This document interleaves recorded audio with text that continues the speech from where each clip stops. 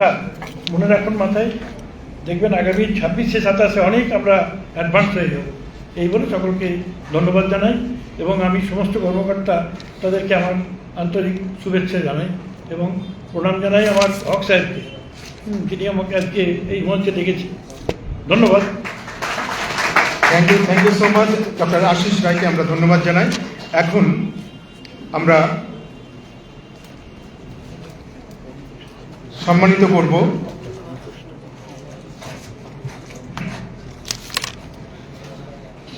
আমি মঞ্চে আসার জন্য অনুরোধ করছি। আমাদের মধ্যে উপস্থিত রয়েছেন ডক্টর অনুতোষ চক্রবর্তী মহাশয়, তাকে মঞ্চে আসতে অনুরোধ করছি। ডক্টর অনুতোষ চক্রবর্তী মহাশয় সম্মানীয় অতিথিকে মঞ্চে এসে আসন গ্রহণ করতে অনুরোধ করছি। একটি জোরে করতালির মাধ্যমে কল্লিত হোক কলকাতা শিয়ালদার হরে কৃষ্ণ কুমার স্মৃতি হলে। আমরা স্যারকে বরণ করে নেব। ডক্টর অনুতোষ চক্রবর্তী স্যারকে আমরা ব্যাজ উত্তরীয় পরিয়ে বরণ করে নেব। ডক্টর আজিজুল হক উত্তরীয় পরিয়ে সংবর্ধনা জ্ঞাপন করবেন। ডক্টর আজিজুল হক আমাদের আয়োজক কমিটির অন্যতম। সাবিনা ইয়াসমিন ম্যাডাম ব্যাজ পরিয়ে দিচ্ছেন।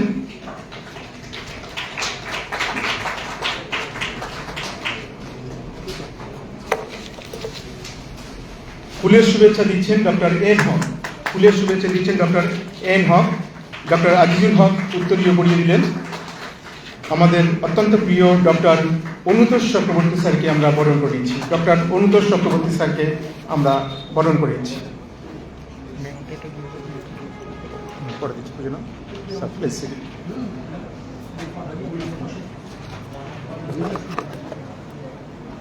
আমরা সম্মানিত করব এবং সম্মান প্রদান করে আমরা নিজেরা সম্মানিত হব ডক্টর JN কাঞ্জিলাল মেমোরিয়াল অ্যাওয়ার্ডে 2025 ডক্টর এমদাদ হোসেন স্যারকে আমরা সম্মানিত করব doctor JN Kanjilal memorial award 2025। PhD associate professor of pharmaceutical technology, Jadavpur university, Kolkata. আজ হরে কৃষ্ণ কুমার মেমোরিয়াল হলে তাকে এই সম্মাননা দিতে পেরে আমরা ধন্য, আমরা গর্বিত। তার হাতে পুরস্কার তুলে দেবেন ডক্টর হাসান মির্জা ওয়েলফেয়ার ট্রাস্টের কর্ণধার জেনারেল সেক্রেটারি ডক্টর এন হক এবং কাজী মহিষ স্যার। Sir please.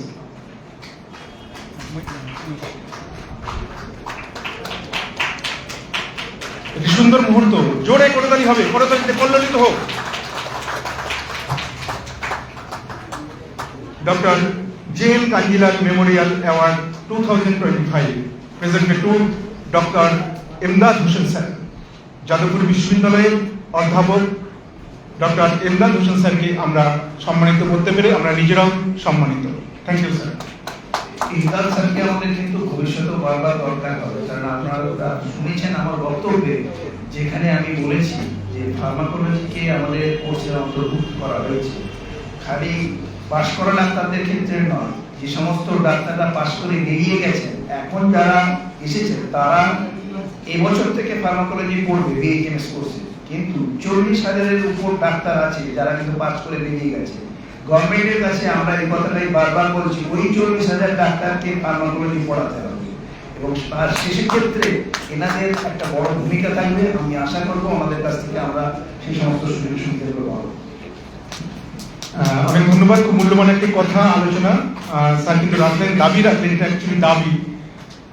আমি এবারে মাইক্রোফোনে আমন্ত্রণ জানাবো প্রিয় অধ্যাপক যাদবপুর বিশ্ববিদ্যালয়ে ডক্টর এমদাদ হোসেন স্যারকে মূল্যবান কিছু আলোচনা করার জন্য। Thank you.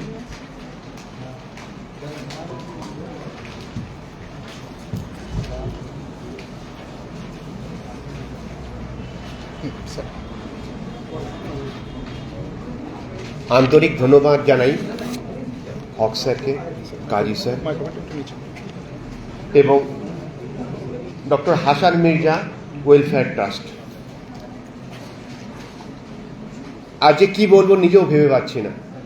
ভেবেছিলাম কিছু বলবো, কিন্তু আপনারা আমাকে এত সম্মানিত করলেন, আমি তো মানে ভাষাগুলো হারিয়ে ফেলছি। আমি সত্যি নিজেকে প্রচণ্ড গর্ববোধ করছি যে আপনাদের মধ্যে আমি এসেছি। কাজী স্যার বলেছেন আমাদের যে হোমিওপ্যাথি, ভারতের মানে যে হোমিওপ্যাথি কলেজগুলো তার দুরবস্থা বা এই নিয়ে উনি খুব সুন্দর বিশ্লেষণ করেছেন এবং উনি এটাও বলেছেন ফার্মাকোলজি ব্যাপারে যাই হোক, আমি এই ব্যাপারে আবার সৌভাগ্য মনে করছি, কারণ আমি বেসিক্যালি ফার্মাসিউটিক্যাল টেকনোলজি এবং আমি গবেষণা করি এই ন্যাচারাল মেডিসিনের উপরে।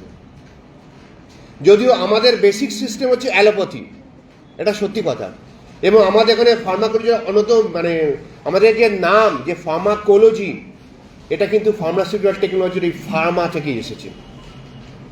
এটাকে আমরা আমাদের সাবজেক্ট বলতে খুব কি বলবো ভালো লাগে আমাদের।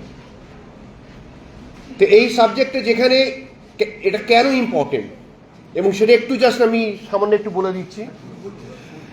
যেমন হোমিওপ্যাথি যে সিস্টেম সেটা সম্পূর্ণ আলাদা। এই হোমিওপ্যাথি সিস্টেমটা এনেছিলেন আমাদের সেই ডক্টর স্যামুয়েল হ্যানিম্যান স্যার। আমরা সত্যি ওনার প্রতি কৃতজ্ঞ, বিশেষত আমি নিজে, কারণ ছোটবেলা থেকে আমি বিভিন্ন সমস্যায় যখন ভুগেছিলাম এবং আমার বিভিন্ন হোমিওপ্যাথি ডাক্তার আমরা বিভিন্ন সমস্যা থেকে আমাদেরকে সমাধান করেছেন, সেই কারণে আমি সেই ছোটবেলা থেকে হোমিওপ্যাথির প্রতি অনুরক্ত। সময় গিয়েছে আমি অ্যালোপ্যাথির সঙ্গে যুক্ত হয়েছি, কিন্তু এখনও সেই হোমিওপ্যাথি প্রতি টানটা রয়ে গেছে। আপনারা বললে বিশ্বাস করবেন না, 2007-এ আমার পেপটিক আলসার হয়েছিল, মারাত্মক, এবং আমার মনে আছে প্রায় 15 বছর ধরে অ্যান্টি আলসার ড্রাগ খেয়েছি। যারা হয়তো ফার্মাকোলজি জানেন তারা এটা জানেন, অ্যান্টি আলসার ড্রাগ বা H2 ব্লকার্স বিভিন্ন রকম ড্রাগগুলো আছে, সেগুলো খেয়েছি দীর্ঘ প্রায় 15 বছর। এবং এই 15 বছর খাওয়ার মধ্যে সবচেয়ে অসুবিধা কি জানেন?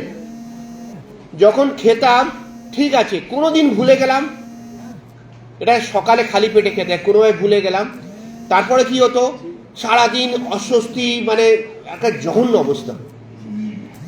আমি ধন্যবাদ দিই আমার সেই হোমিওপ্যাথি ডাক্তারকে, যার আশীর্বাদে আমি গত প্রায় 3 বছর কোনো অ্যালোপ্যাথি মেডিসিন খেতে হয়নি। আপনারা নিশ্চয়ই শুনেছেন সেই ডক্টর মহেন্দ্রলাল সরকারের, যিনি অ্যালোপ্যাথি ডাক্তার ছিলেন, যিনি সৃষ্টি করেছেন Indian association of cultivation science.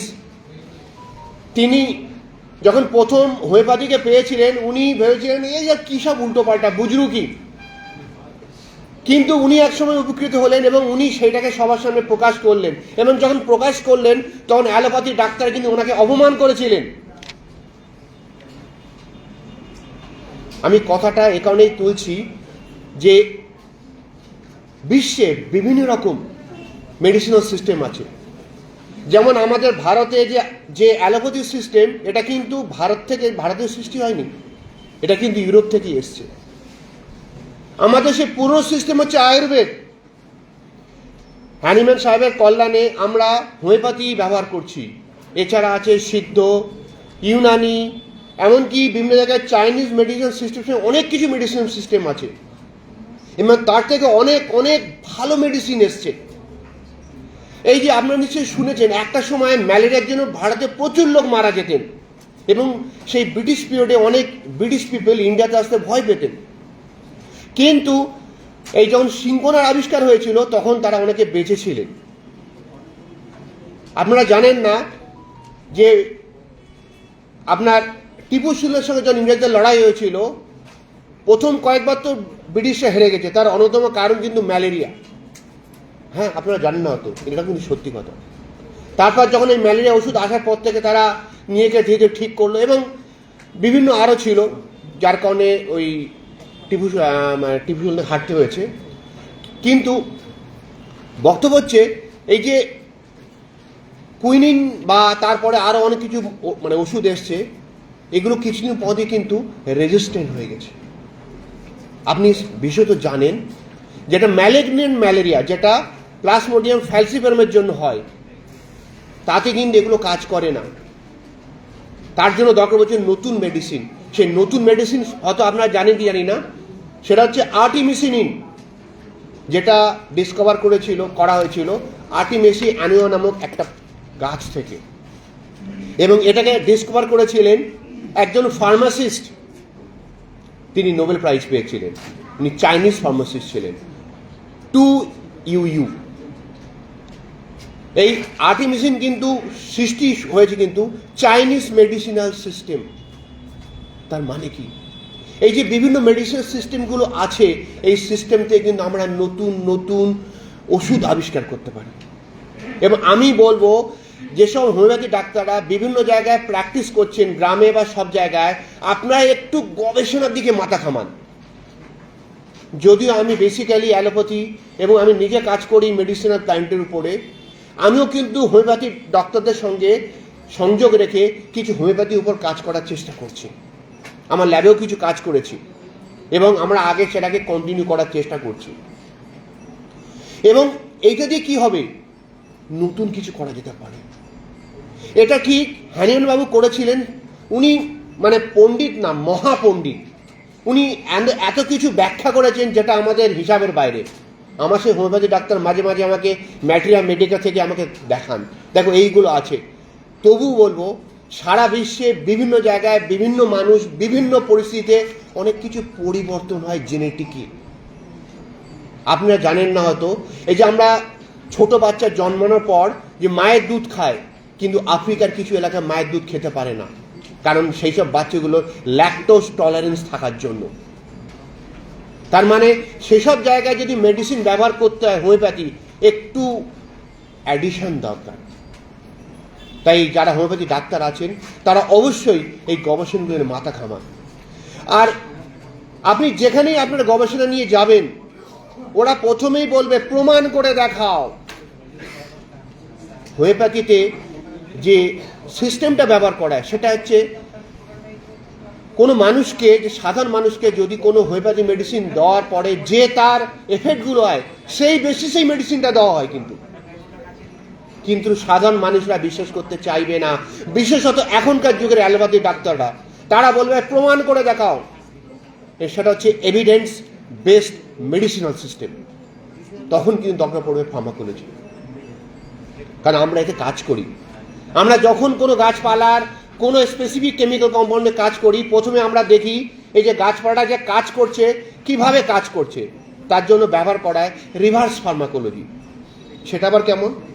সেটা হচ্ছে যেমন ধরুন একটা ইঁদুর, তার তো ডায়াবেটিস নেই, তাকে ডায়াবেটিস তৈরি করতে হয়। কীভাবে তৈরি করতে হয়? কিছু ওষুধ দিয়ে, যেরকম অ্যালক্সান বা স্ট্রেপ্টোজোটোসিন, এগুলো দিয়ে তাদেরকে মধ্যে ডায়াবেটিস তৈরি করে, তাদের ওই প্যানক্রিয়াসের মধ্যে বিটা সেলগুলোকে নষ্ট করে দেওয়া হয়। দেওয়ার পরে তারপরে ওষুধ দিয়ে দেখা হয় এটা ঠিকমতো কাজ করছে কি করছে না। সেক্ষেত্রে হোমিওপ্যাথিক গবেষণার ক্ষেত্রে কিন্তু অনেক সমস্যা রয়েছে। এই সমস্যাগুলো কিন্তু সমাধান করতে পারবে, মানে করতে হবে। এবং আমি এরকম কাজী স্যারের মতো এবং আরও যারা এই ব্যাপারে গবেষণা করছেন তাদেরকে আমি আরও বেশি এগিয়ে আসার জন্য অনুরোধ করব। কারণ এই বিভিন্ন সিস্টেমগুলোকে একসঙ্গে নিয়ে আমরা নতুন কিছু করতে পারি। আপনারা তো জানেন না, অনেক আয়ুর্বেদিক ডাক্তার, তারা আয়ুর্বেদ আর ট্রিটমেন্ট করেন না, তারা অ্যালোপ্যাথি মেডিসিন নিয়ে কাজ করে। অনেক ডাক্তার দেখবেন জ্বর হলে আর আয়ুর্বেদিক সিস্টেমে যায় না, তারা কিন্তু প্যারাসিটামল দেয় এবং প্রচুর অ্যালোপ্যাথি দেন। হয়তো কিছু কিছু ক্ষেত্রে এরকম হোমিওপ্যাথি ডাক্তার দু একটা মেডিসিন দেয়, কারণ গ্রামের অনেক ক্ষেত্রে তক্ষুনি রেজাল্ট চাই, আর সেটা না হলে তারা মেনে নিতে পারে না। অনেকে বলে কি আছে ওতে, পুরিয়াতে ফাঁকি, এরকম অনেকে বলে ফাঁকি দিয়ে যায়। কথা কিন্তু যারা আপনার গ্রামে প্র্যাকটিস করবেন আপনি কিন্তু শুনেছেন। সেই কারণে অনেক ক্ষেত্রে হোমিওপ্যাথি ডাক্তার কিন্তু বাধ্য হন কিছু কিছু অ্যালোপ্যাথিক মেডিসিন দিতে। তবে আমি বিশ্বাস করি হোমিওপ্যাথি কিছু মেডিসিন এমন আছে তারা কিন্তু এমার্জেন্সি কন্ডিশনে মারাত্মকভাবে কাজ করতে পারে। কারণ আমি মনে করতে পারি, আমি তখন অনেক ছোট ছিলাম, আমি তখন মাধ্যমিক দেব, আমার মায়ের খুব ভয়ঙ্কর জ্বর এসছে এবং সেটা কোনোভাবেই কমছে না, দিনের পর দিন। একজন হোমিওপ্যাথি ডাক্তার ছিলেন ডক্টর অশোক সেন, উনি 6খানা পুরিয়া দিয়েছিলেন এবং বলেছিলেন এই দুটো খাওয়ার পর থেকে আপনার জ্বর একেবারে কন্ট্রোল হয়ে যাবে, আর না হলে কিন্তু ইমিডিয়েটলি হসপিটালাইজ করতে হবে। আমি সত্যি কৃতজ্ঞ সেই ডাক্তারের কাছে। সেই ওষুধ খেয়ে আমার মা কিন্তু সুস্থ হয়ে উঠেছিলেন। তার মানে কি, হোমিওপ্যাথি দিয়েও অনেক বেস্ট কাজ করা যায়। এবং আমি আপনাদের হোমিওপ্যাথি যারা আছেন তাদের মধ্যে অনেক পড়াশুনো করা দরকার, অনেক বেশি, যাতে এরকম যে ব্যাপারগুলো জানি না সেগুলোকে ব্যবহার করা যায়। এবং আপনারা যে আমাকে আমন্ত্রণ করেছেন, আপনারা যে আবার আমাকে বলেছেন এই ফার্মাকোলজি নিয়ে সঙ্গে থাকতেন, আমি অবশ্যই থাকার চেষ্টা করব যেখানে যতদূর সম্ভব। এবং সেই সঙ্গে এই ট্রাস্টকে অনেক অনেক ধন্যবাদ জানাই, কারণ তারা দুস্থ যারা মানুষ আছে, যাদের চিকিৎসা করতে গেলে হয়তো সেভাবে হয়ে ওঠে না, তাদেরকে সহায়তা করে যাচ্ছেন, তার জন্য আমি হৃদয় থেকে ধন্যবাদ জানাই। আমার কথার মধ্যে অনেক ক্ষেত্রে কিছু হিন্দি মিক্স হয়ে যাচ্ছে, অনেক ক্ষেত্রে কিছু ইংরাজি এবং অনেক কিছু মিক্স হয়ে যাচ্ছে, এই জন্য আমি ক্ষমা চাইছি। কারণ দীর্ঘ 22 বছর আমি বাংলার বাইরে ছিলাম, যার ফলে হয়তো সেভাবে শুদ্ধ বলে উঠতে পারছি না বা মিক্স করে আছি, এই জন্য আমাকে ক্ষমা করবেন। এবং আশা করি আমি যে কথাগুলো বলেছি এইগুলো আপনাদের পক্ষে হয়তো যদি কাজে লাগে আমি নিজেকে ধন্য মনে করব। এবং আমাকে আমন্ত্রণ জানানো আরেকবার হক বাবু এবং সবাইকে ধন্যবাদ জানাচ্ছি। জয় হিন্দ, জয় ভারত।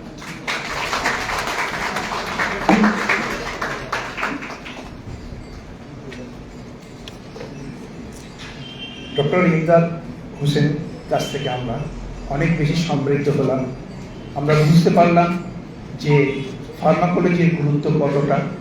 ঠিক সেই কারণে আমাদের একটা কথা মনে রাখা দরকার যে প্যাথি যাই হোক না কেন আমাদের সমস্ত সাবজেক্টগুলো জানতে হবে, এবং সেই সাবজেক্ট জানার লক্ষ্যেই নরেন্দ্র মোদী সরকার এনএমসি বিল এনেছিলেন। এনএমসি বিলতে যে সময় এসেছিল সেই টাইমে সমস্ত কলেজগুলো, হোমিওপ্যাথি কলেজগুলো এর বিরোধিতা করলেও all Bengal homeopathy doctors forum এবং হাসান মির্জা হোমিওপ্যাথি চ্যারিটেবল ট্রাস্টের পক্ষ থেকে গভর্নমেন্টকে সমর্থন করা হয়েছিল। এবং আমি নিজে কেন্দ্রে গিয়ে অর্থাৎ রাজ্যসভাতে বেঙ্গলের হয়ে রিপ্রেজেন্ট করেছিলাম, এবং তার ফলশ্রুতি হিসেবে এবছর থেকে বিএইচএমএস কোর্স ক্যারিকুলামের মধ্যে ফার্মাকোলজিকে অন্তর্ভুক্ত করা হয়েছে। আমরা চাইব গভর্নমেন্ট এগিয়ে আসুক এবং যারা পাশ করে এ পর্যন্ত বেরিয়ে গেছেন তাদেরকে এই ফার্মাকোলজি ট্রেনিং দেওয়া হোক। কারণ এখন কোনো মানুষই এককভাবে চিকিৎসিত হন না, কখনো তাকে এলোপ্যাথি করতে হয়, কখনো হোমিওপ্যাথি করতে হয়। ধরে যাক একটা মানুষ এসেছে, তিনি ঝিমোচ্ছেন, তিনি অ্যালজোলাম খেয়ে ঝিমোচ্ছেন না কোনো অসুখের কারণে ঝিমোচ্ছেন, সেটা আমাদেরকে বুঝতে হবে। এবং সেটা বুঝতে গেলে ফার্মাকোলজিটা জানা দরকার। প্যাথি বড় নয়, মানুষ বড়, মানুষকে বাঁচাতে হবে। তার জন্য প্যাথিতে যে যে ওষুধের দরকার হয় সেগুলো করতে হবে। সেগুলো ওই ক্রস প্যাথির নাম করে মানুষকে বিভ্রান্ত করে শুধুমাত্র নিজের জন্যেই প্যাথিটাকে ব্যবহার করলে মানুষের অকল্যাণ হবে। আমরা চাইব যে নরেন্দ্র মোদী সরকার যে স্টেপ নিয়েছেন তাকে আমরা ধন্যবাদ জানাচ্ছি। এখন আমরা ডেকে নেব এই ট্রাস্ট গঠনের পিছনে যারা ভয়ঙ্করভাবে আমাদেরকে সাহায্য করেছিলেন এবং একটা স্তম্ভ বলা যায়, এবং গণ আন্দোলনের বিভিন্ন রকমের এনজিওতে যে সমস্ত স্বাস্থ্য শিক্ষার উপরে কাজ করে যারা, তাদের মধ্যে সবচেয়ে অগ্রগণ্য হলো বেঙ্গল এডুকেশন ডেভেলপমেন্ট ফাউন্ডেশন, যার সৃষ্টিকর্তা মিস্টার আমিনুল ইসলাম। আমি যদি আমিনুল ইসলাম সম্বন্ধে বলি তাহলে হয়তো সারাদিনেও শেষ করতে পারবো না, কারণ এমন একজন বিদগ্ধ ব্যক্তিত্ব এবং গ্রাউন্ড লেভেলে কাজ করেন, যার থেকে আমি সবসময় সমৃদ্ধ হই তার সংস্পর্শে। আজকে আমরা তাকে এখানে বরণ করে নেব, এবং এই ট্রাস্ট গঠনের পিছনে ওনার অবদান অনেক বেশি। উনি এই চিন্তাভাবনা দিয়েছিলেন এবং ট্রাস্টের রেজিস্ট্রেশন থেকে আরম্ভ করে সমস্ত কিছুর অনেকটাই উনি দেখভাল করেন। আমি তাকে মঞ্চে আসতে অনুরোধ করব, এবং সঙ্গে অবশ্যই ডেকে নেব নায়দুল হক স্যারকে। আমরা এখন ওনাকে বরণ করে নিচ্ছি। বরণ করে নিচ্ছেন সাবিনা ইয়াসমিন।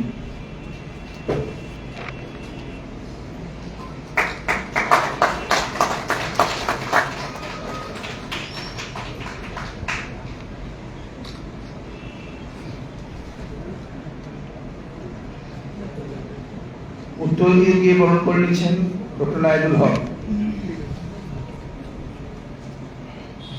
ফুলটাকে একটু ধরবে তো, ফুলটাকে একটু কাছে রাখো। স্মাইল। অত্যন্ত সুন্দর মুহূর্ত।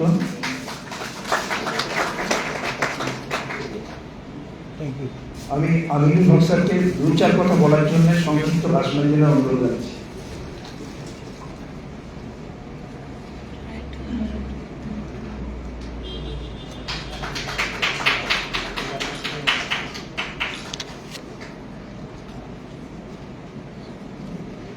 Actually, আজকে আর ব্যক্তিগতভাবে কিছু বলবো না, পার্সোনালি আলোচনা কিছু রাখবো, কারণ সারাদিন আমাকে বকতে হবে, সঞ্চালনের মধ্য দিয়ে আপনাদের সঙ্গে থাকতে হবে।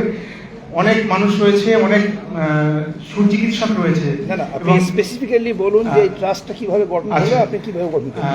অ্যাকচুয়ালি ডক্টর হাসান মির্জা নাম তো প্রত্যেকেরই শোনা আছে। বাংলার এমন কোনো মানুষ নেই যারা হোমিও শাস্ত্র নিয়ে পড়াশোনা করেছেন, হাসান মির্জার নাম জানা নেই এমন মানুষ খুবই কমই আছেন। আমার সৌভাগ্য হয়েছিল হাসান মির্জা সাহেবের বাড়িতে যাওয়ার, এবং সেটা ডক্টর এল হকের আমন্ত্রণে। সর্বপ্রথম আমার মনে হয় ওখানে একটা সেমিনার করা হয়েছিল, এবং তার আগের পরিকল্পনা কিন্তু হয়েছিল কাজী মহিষ স্যারের বাড়িতে, যে এরকম একটা বড় আন্দোলন। স্যারও আমাকে ডেকেছিলেন তার বাড়িতে, শিয়ালদারে তার বাড়িতে স্যার আমাকে ডেকেছিলেন, এবং এল হক সেখানে থেকে আমরা টোটাল একটা প্ল্যানিং করি যে হোমিওপ্যাথি স্বাস্থ্যটাকে তিনি যেভাবে আমাদের গাইড করেছেন, আর ডক্টর এল হক যেভাবে এগিয়ে চলেছেন সারা রাজ্য জুড়ে বিভিন্ন প্রান্তে।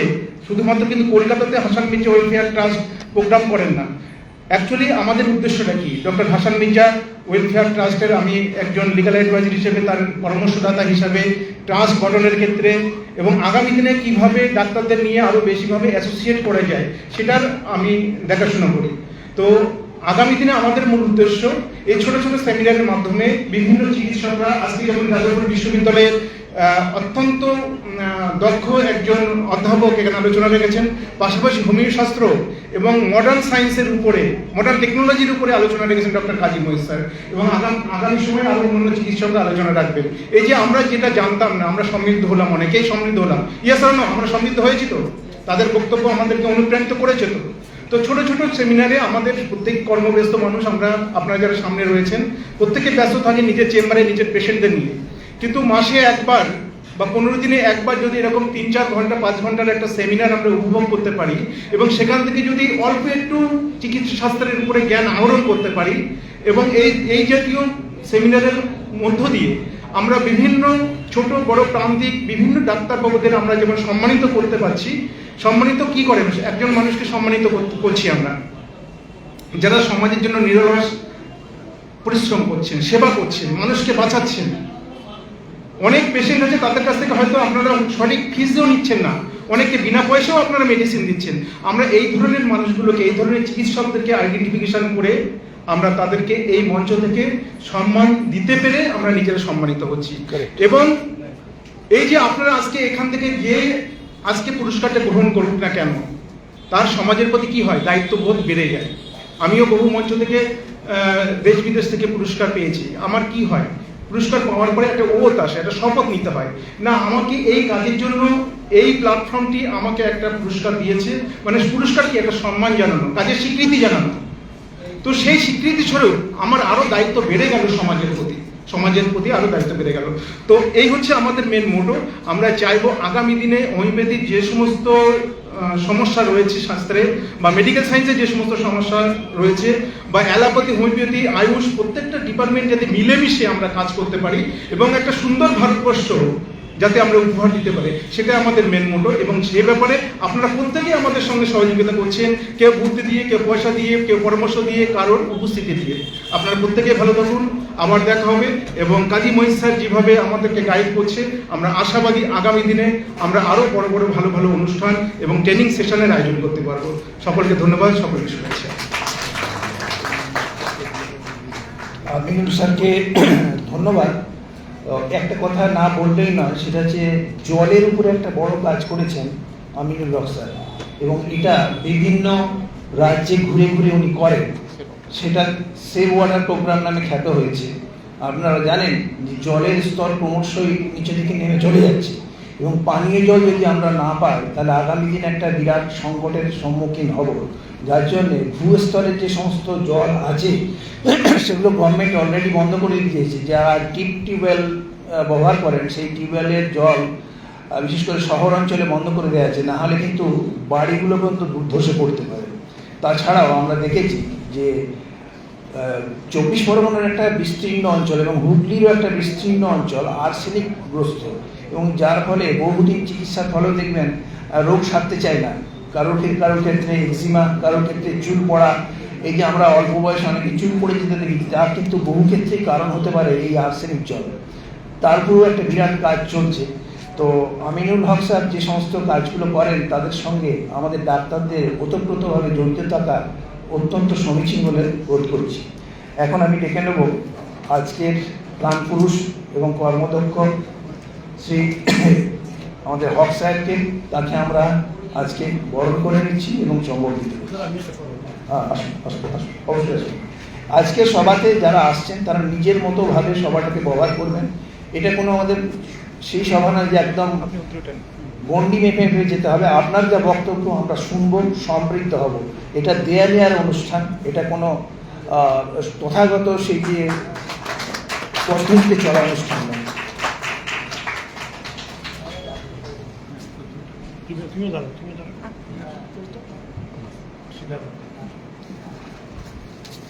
হক সাহেবকে সম্মানিত করছেন।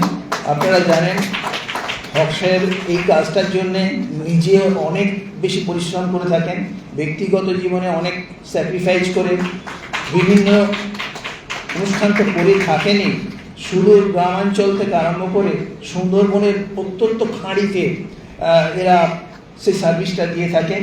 আজকে মঞ্চের এই দিকে যারা বসে আছেন, চুপচাপ বসে আছেন, কিন্তু এরাই আসলে আমাদের কর্মী, যারা সেই সুন্দরবনে গিয়ে লঞ্চে করে গিয়ে সেই সার্ভিসটা দিয়ে থাকেন। এবং অবশ্যই আমরা ধন্যবাদ জানাবো যে ডক্টর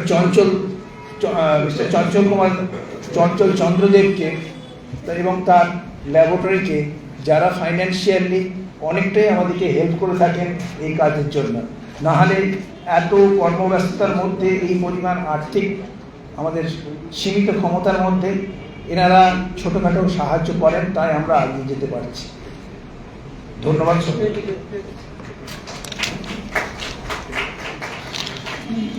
থ্যাংক ইউ স্যার। সঙ্গে সহ সঞ্চল হিসেবে ওনাকে একটু পাশে থাকার জন্য। এখন প্রতি বছরের ন্যায় এবছর তারপর ডক্টর এম হাসান মির্জা তার জীবনী সংকলন এবং চিকিৎসা সংহিতা বইটির লেখক ডক্টর এম হক। এই বইটি উপহার হিসেবে তুলে দেবেন লেখক নিজে। আমরা বইটি তুলে দেব ডক্টর ইমদাদ হোসেন স্যারের হাতে। বইটি তুলে দেবেন লেখক নিজেই। ডক্টর হাসান মির্জা স্যারের জীবনী সংকলন এবং তার চিকিৎসা সংহিতা বইটি তুলে দিচ্ছেন ডক্টর এম হক।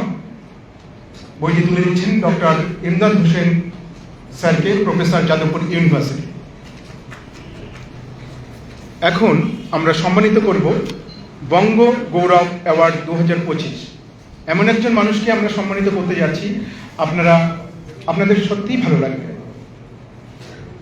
মানুষটি তার নিজের বোনের স্মৃতির উদ্দেশ্যে হাসপাতাল গড়েছেন। ট্যাক্সি চালক দাদা হিসাবে নিজে ট্যাক্সি চালিয়ে তার বোনের স্মৃতির উদ্দেশ্যে একটি হসপিটাল নির্মাণ করেছেন, Marufa memorial hospital, organized by Marufa Smriti welfare foundation, Tentulia, Baruipur, south 24 Pargana. আমাদের প্রত্যেকের আজকে অনুপ্রেরণা যোগাবে এই মানুষটি। এই মানুষটি মঞ্চে আসার আগে একটু জোরে করতে চাইছি, আপনাদের সামনে আসার আগে তার উদ্দেশ্যে একটু জোরে করতে চাইছি। এমডি শহীদুল লস্কর সেন, যিনি রূপকথার নায়ক। এমন একজন মানুষ কে না হতে চায়, এমন একজন গর্বিত দাদা কে না পেতে চায়, এমন একজন গর্বিত সন্তান কোন বাবা মা না পেতে চায়। আমাদের মধ্যে তেমন একজন মানুষ যিনি নিজে ট্যাক্সি চালিয়ে তার বোনের স্মৃতির উদ্দেশ্যে একটি হসপিটাল করেছেন। Please come on the middle stage sir. একটু জোরে করে তাহলেই হোক, আমরা প্রত্যেকে দাঁড়িয়ে তাকে সম্মান জানাবো। প্রত্যেকে প্লিজ আমরা একটু দাঁড়িয়ে তাকে সম্মান জানাবো এবং আজকে আমরা তার কাছ থেকে শুনবো তার এই রূপকথার গল্প, কেন তিনি বোনের স্মৃতির উদ্দেশ্যে তিনি হসপিটাল করলেন। তার পুরো গল্পটা আমরা জানবো আজকে, তার মুখ থেকে শুনবো। এবং তার আগে আমরা তাকে সম্মানিত করব বঙ্গ গৌরব অ্যাওয়ার্ড 2025। তিনি আমাদের বাংলা নয়, তিনি আমাদের ভারতের গৌরব, তিনি মানবিকতার গৌরব। এরকম একজন মানুষ আমাদের পাশে রয়েছেন, আমাদের সঙ্গে রয়েছেন, যিনি মাটির সঙ্গে বিচরণ করেন। তার বোনের স্মৃতির উদ্দেশ্যে হসপিটাল করেছেন, মারুফা মেমোরিয়াল হসপিটাল। তার হাতে বঙ্গগৌরব সম্মান 2025 তুলে দেবেন ডক্টর এম হক, ডক্টর কাজী মঈন স্যার এবং ডক্টর ইমদাদ হোসেন স্যার। তিনজনকে আমি বলবো তার হাতে পুরস্কার তুলে দেওয়ার জন্য। সঙ্গে কৌশিকটা একটু চলে আসবেন। কৌশিক স্যার, কৌশিক গোস্বামী একটু চলে আসুন। হ্যাঁ স্যার।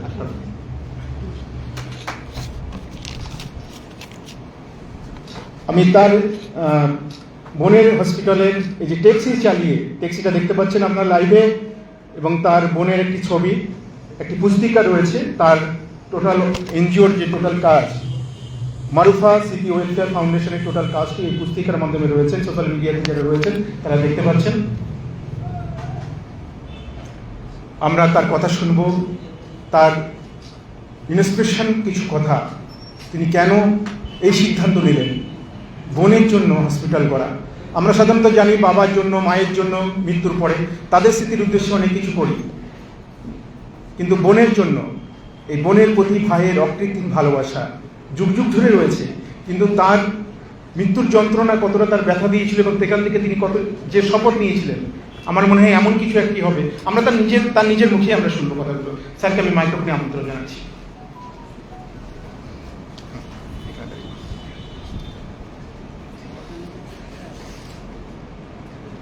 মঞ্চে উপবিষ্ট সঞ্চালক সহ যে সমস্ত চিকিৎসক উপস্থিত আছেন এবং আমার সামনে সেমিনারে অনেক জ্ঞানীগুণী মানুষ আছেন, আমি সবাইকে আমার মারুফা স্মৃতি ওয়েলফেয়ার ফাউন্ডেশনের পক্ষ থেকে আন্তরিক কৃতজ্ঞতা অভিনন্দন জানাচ্ছি, নমস্কার জানাচ্ছি। আমি এখানে আসার পর আমাকে চিকিৎসক হিসাবে ঘোষণা করা হয়েছিল। আমি চিকিৎসক নই, চিকিৎসকদের নিয়ে একটা স্বাস্থ্য পরিষেবা দেওয়ার চেষ্টা করছি মাত্র। তবে এই সেমিনারে এসে যে হোমিওপ্যাথিকের উপরে যে পর্যালোচনা, যতটুকু আমি শুনলাম, বিশেষ করে মহিত স্যার বর্তমান প্রেক্ষাপটের উপরে হোমিওপ্যাথিক চিকিৎসার কত সুফল এবং বৈজ্ঞানিক ভিত্তিতে যে টেকনোলজি মাধ্যমে যে আগামী দিনে যে দল আসছে, সেই সমস্ত প্রেক্ষিত এখানে তুলে ধরেছেন। আমি শুনে সত্যিই খুব মোহিত হয়েছি, কারণ এই সমস্ত সেমিনারে সাধারণত আমরা উপস্থিত হতে পারি না। এখানে এসে খুব ভালো লাগছে যে এইরকম একটা অনুষ্ঠানে হক সাহেবের আমন্ত্রণে এখানে এসেছি। আরেকটি মানুষ এখানে উপস্থিত হননি, যারা রেফারেন্সে হক সাহেব আমাকে আমন্ত্রিত করেছেন, ডক্টর গোস্বামী, তিনিও হোমিওপ্যাথিক চিকিৎসার উপরে খুব জ্ঞানী মানুষ, তার সঙ্গে আমার যোগাযোগ রয়েছে। আপনাদের ধৈর্যচ্যুতি আমি ঘটাবো না, আমি খুব সংক্ষিপ্ত আকারে বলার চেষ্টা করব কেন আমি এই পদক্ষেপটা নিলাম, উদ্যোগটা নিলাম। আমি কলকাতার রাজপথে 1993 সাল থেকে ট্যাক্সি চালাই, কিন্তু 2004 সালে মারুফা, আমার একটি মাত্র বোন, আদরের ফুটফুটে বোন, আমি বাড়ির বড়, আমাকে বড়দা বলেই ডাকতো। তার যখন শারীরিক কন্ডিশন খুব খারাপ হলো, তার হার্টে জল জমেছিল, 2004 সাল স্বভাবতই বারুইপুর সাব ডিভিশন হসপিটালে দেখিয়েছিলাম, কিন্তু রেফার করেছিল কলকাতাতে। কলকাতাতে আসার পর সারা রাত হসপিটালের দরজায় দরজায় ঘুরেছিলাম, কোনো হসপিটালে ভর্তি করাতে পারিনি। তার বুকে পিঠে যখন প্রচণ্ড পেন হচ্ছে, কোনো হসপিটাল পেন কিলার দিয়ে ছেড়ে দিয়েছে, কোথাও ডক্টর নেই, কোথাও বেড নেই, এইভাবে সারা রাত হসপিটাল টু হসপিটাল ঘুরেছি। পরবর্তী সময়ে যদিও শম্ভুনাথ পণ্ডিত হসপিটালে অ্যাডমিশন করাতে পেরেছিলাম, তখন পরীক্ষা নিরীক্ষার পর শেষ পর্যায়ে পৌঁছেছিল, চোখের সামনে বন্দি ইন্তেকাল করেছিল। তারপর থেকে আমি ভাবলাম যে আমার বোনকে তো আর ফিরে পাবো না, তাহলে দেখি একটা চেষ্টা করে দেখতে পারি, যদি কোনোদিন সম্ভব হয় একটা স্বাস্থ্য পরিষেবা করব, যেখানে ডাক্তার দেখিয়ে অন্তত প্রপার ট্রিটমেন্টটা মানুষ পাবে। আমি যে উপলব্ধি করেছি সেটা হলো, আমাদের এখনো জ্বর, বুকে পিঠে ব্যথা কিংবা সাময়িক কিছু অসুস্থতা হলে আমরা কিন্তু এই ফার্মেসি থেকে বলে ওষুধ কিনে খাই, ফার্মেসি থেকে বলে।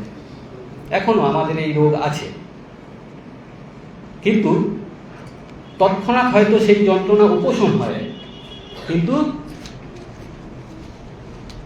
আসল চিকিৎসাটা হয় না, ভেতরে ভেতরে বাড়তে থাকে রোগ।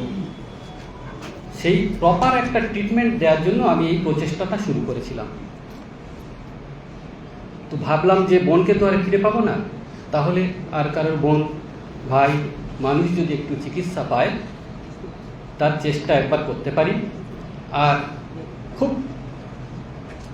যেটা সত্যি কথা এখনো আমি বুকে করে বয়ে বেড়াই, সেটা হলো কিছু আনিনি, কিছু নিয়ে যাব না, এমন একটা কাজ করে যাব যা আগামী প্রজন্ম অন্তত চিকিৎসা পাবে, একটু ভালো থাকবে।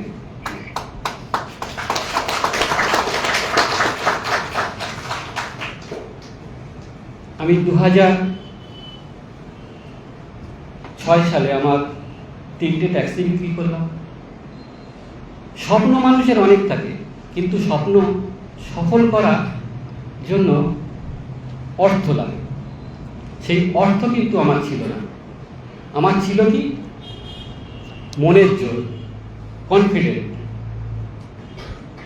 আর আমি যখন প্রথম কিছু ব্যক্তিত্বের সঙ্গে আলোচনা করেছিলাম যে এইরকম একটা কাজ আমি করতে চাই, গ্রামে প্রায় 20 জন মানুষকে দেখে আমি আলোচনা করেছিলাম যারা একটু জমি দান করতে পারবে। কিন্তু সেখানে যা উপলব্ধি হলো যে যারা পারত তারা বরং আমাকে তুচ্ছ-তাচ্ছিল্য করল। হ্যাঁ, সরকার পারে না একটা সামান্য ট্যাক্সি চালিয়ে এইরকম স্বপ্ন দেখা, আর যা যা হয় আর কি, আপনারা নিশ্চয়ই বুঝতে পারছেন আমার মনের কথা। তো সেই মুহূর্তে আমার বোন মারা যাওয়ার পরে যে যন্ত্রণা হয়েছিল, এই সমস্ত মানুষের কথা শুনে আমার যন্ত্রণা আরো তীব্রতর হয়েছিল। তার সাথে মনের জোর আরো আমার বেড়ে গিয়েছিল যে আমি এই কাজ করব, প্রতিজ্ঞাবদ্ধ হয়েছিলাম, লক্ষ্য স্থির রেখেছিলাম, তার জন্য হয়তো সম্ভব হয়েছে। আর সত্যি কথা বলতে হয়তো আমি করছি, কিন্তু আমি কে? আমি করার কেউ না। আমি যেটা আধ্যাত্মিক শক্তি হিসেবে পেয়েছি, যে শক্তি আছে বিচরণ করছে, তিনি হয়তো আমাকে করিয়ে দিচ্ছেন, আমি এই বিশ্বাসটা করি। সেই জন্যে আমি যখন শুরু করলাম, জমি নিলাম, নেওয়ার পর 3টে ট্যাক্সি বিক্রি করে জমি নিলাম, 2 বিঘা 40 কাঠা জমি নিলাম। তারপরে টাকা কোথায়, কীভাবে করব?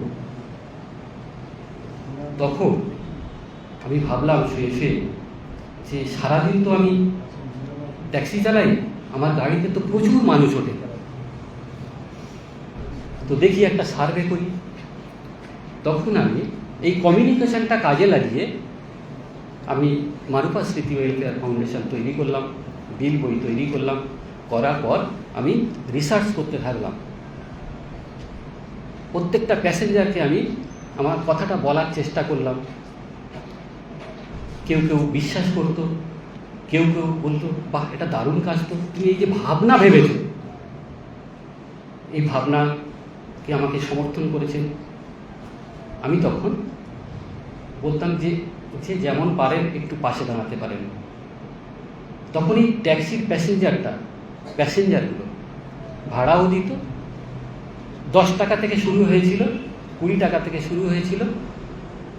কিন্তু আমার ভাবনা ছিল যদি কোনো প্যাসেঞ্জার আমাকে 100 টাকা দেন, আর সারাদিনে যদি 10টা প্যাসেঞ্জার আমাকে 100 টাকা করে দেন, তাহলে 100 টাকায় 10টা ইট হবে, 1000 টাকায় 100টা ইট হবে। আমি পারবো, আমাকে পারতেই হবে।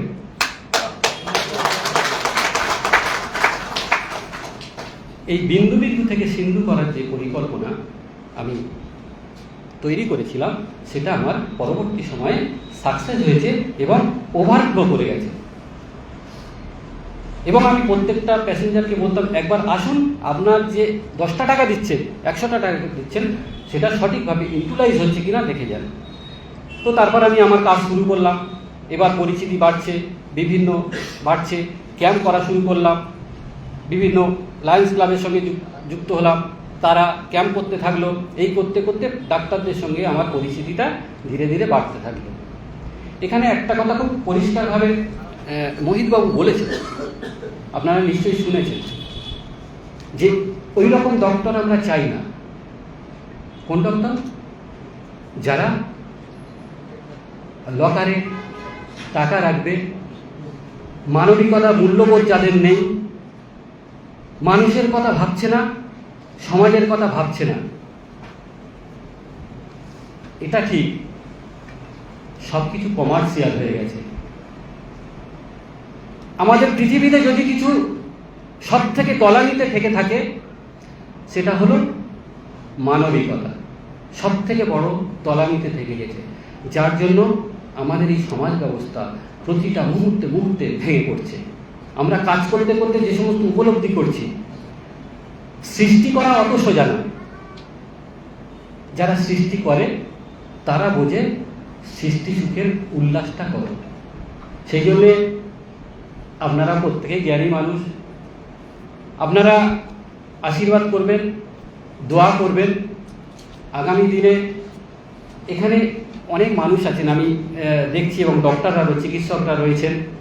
যদি আপনারা এই হোমিওপ্যাথিকের উপরে, আমার তো অ্যালোপ্যাথিক চিকিৎসা চলে, তাহলে আমার ফাউন্ডেশনে যদি কোনো চিকিৎসক কাজ করতে চান, আমার ফাউন্ডেশনের ওখানে আমি একটা পার্ট এই হোমিওপ্যাথিক প্রসারের জন্য, গ্রামীণ স্তরে আরও ছড়িয়ে দেওয়ার জন্য দক্ষিণ 24 পরগনা থেকে শুরু করে উত্তর 24 পরগনায় আমি কাজ করতে আগ্রহী আছি। আমাকে যদি কোনো কাজে লাগে,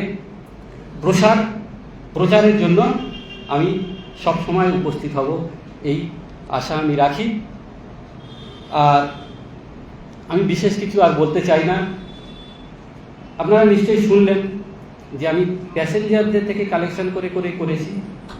তো এইরকম এখন বহু মানুষ আমাকে মেডিসিন দিয়ে সাহায্য করেন, ডক্টররা আমাকে হেল্প করেন। তো আমি এটা 50টা বেডের পরিকল্পনা রেখেছি, ফাউন্ডেশন 3 তলা করে ফেলেছি, এবং আমি সপ্তাহে চেষ্টা করছি। 2017 সালে আমি এটাকে উদ্বোধন করেছি, যেখানে সপ্তাহে 3 দিন 4 দিন ডক্টর দিয়ে পরিষেবা দেওয়ার চেষ্টা করছি। কাজ চলছে। আমার নম্বরটা আপনারা রাখতে পারেন, কারণ অনেক সময় আমি দেখেছি যে আমার নম্বর পায় না, ফোন নাম্বার পায় না। একবার নাম্বারটা আমি বলে দিচ্ছি, 62902117 627। আরেকবার রিপিট করছি, 6290211627। এখানে গুগল পেও আছে, আপনারা যদি স্বতঃস্ফূর্তভাবে যে যেমন পারেন কন্ট্রিবিউশন করতে পারেন। পরবর্তী সময়ে আমি একটা ফান্ড তৈরি করেছি, যেটা পরিকল্পনার মধ্যে ভেবেছি। সেটা হলো যে বহু মানুষ, আমি তো দেখি কলকাতার রাজপথে ঘুরে বেড়াই, বহু মানুষ সত্যি এখনও চিকিৎসার অভাবে ওষুধটুকুও কিনতে পারে না। তো আমরা একটা ফান্ড ক্রিয়েট করছি, যেখানে কোনো মানুষ যদি বিপদে পড়ে যায়, আমাদের মধ্যে, আপনাদের মধ্যে, সেটা কি হয়, বিপদের সময় আপনার নিজের লোক আপনার পাশে থাকে না। তো সেই ফান্ডটা আগামী দিনে আমি এইরকমভাবে কাজে লাগাতে চাই, আপনার নিজের লোক না থাকলেও মারুফা স্মৃতি ওয়েলফেয়ার ফাউন্ডেশন আপনাদের সাথে থাকবে, পাশে থাকবে, আমি যদি অন্তত খবরটা পাই। সেই জন্য ফোন নাম্বারটাও একটু যত্ন সহকারে রাখবেন। প্রতিশ্রুতি অনেকে দেয়, কিন্তু প্রতিশ্রুতি পালন করতে খুব কম মানুষ জানে। কিন্তু ওই আমি যেটা ভেবেছি, কিছু আনিনি, কিছু নিয়ে যাব না, এইটাকে আমি আঁকড়ে রেখে আগামী দিনের স্বপ্ন বাস্তবায়িত করার চেষ্টা করব। সবাই ভালো থাকবেন, সুস্থ থাকবেন। আমার নাম মোহাম্মদ শহীদুল লস্কর। শহীদুল লস্কর, বারুইপুর। একটু বলে রাখি, এখানে এই সরকারি ব্যাপারের কথা বলছিলেন, এখানে সরকারি একটা কথা উঠেছে, আমি সেই জন্য একটু বলছি। কারণ এই কাজের জন্য প্রধানমন্ত্রী মন কি বাত অনুষ্ঠানে আমার কথা ঘোষণা করেছিলেন এবং আমি সেখানে উপস্থিত হয়েছিলাম। আমি সেখানে একটা প্রজেক্টও জমা দিয়েছিলাম, কিন্তু সেই প্রজেক্ট আজও পর্যন্ত বাস্তবায়িত হয়নি। জানি না কবে হবে, তবে ইনকোয়ারি হয়েছে। এখন দেখা যাক, ওদের অনেক প্রোটোকল আছে। যদি সরকার একটু পাশে দাঁড়ায় সত্যি আমাদের এই সব কাজের জন্য, তাহলে এই কাজ কিন্তু আরও উন্নততর হতে পারে। এইটুকু বলে রাখি। ভালো থাকবেন, সুস্থ থাকবেন।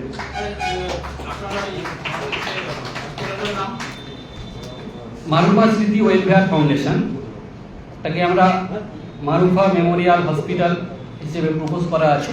ওটা আমরা আগামী দিনে বাস্তবায়িত করব। গ্রামটার নাম কুড়িগ্রাম, বারুইপুর, তেঁতুলিয়া পোস্ট অফিস। ভালো থাকবেন, সুস্থ থাকবেন, আর দোয়া করবেন আমার জন্য। আমরা প্রত্যেকে একবার মারুফা হসপিটালে, সিটি হসপিটালে যাওয়ার জন্য ইচ্ছা প্রকাশ করছি, কি তাই তো? একদম। এবং আমরা কথা দিচ্ছি, আমরা হাসান মির্জা ওয়েলফেয়ার ট্রাস্টের পক্ষ থেকে স্যারের যে হসপিটাল রয়েছে, শহীদুল ইসলাম লস্কর স্যারের যে হসপিটাল রয়েছে মারুফা ওয়েলফেয়ার মেমোরিয়াল হসপিটাল, সেখানে আমরা একটা প্রি মেডিকেল ক্যাম্প আমরা খুব দ্রুত তার সঙ্গে করব।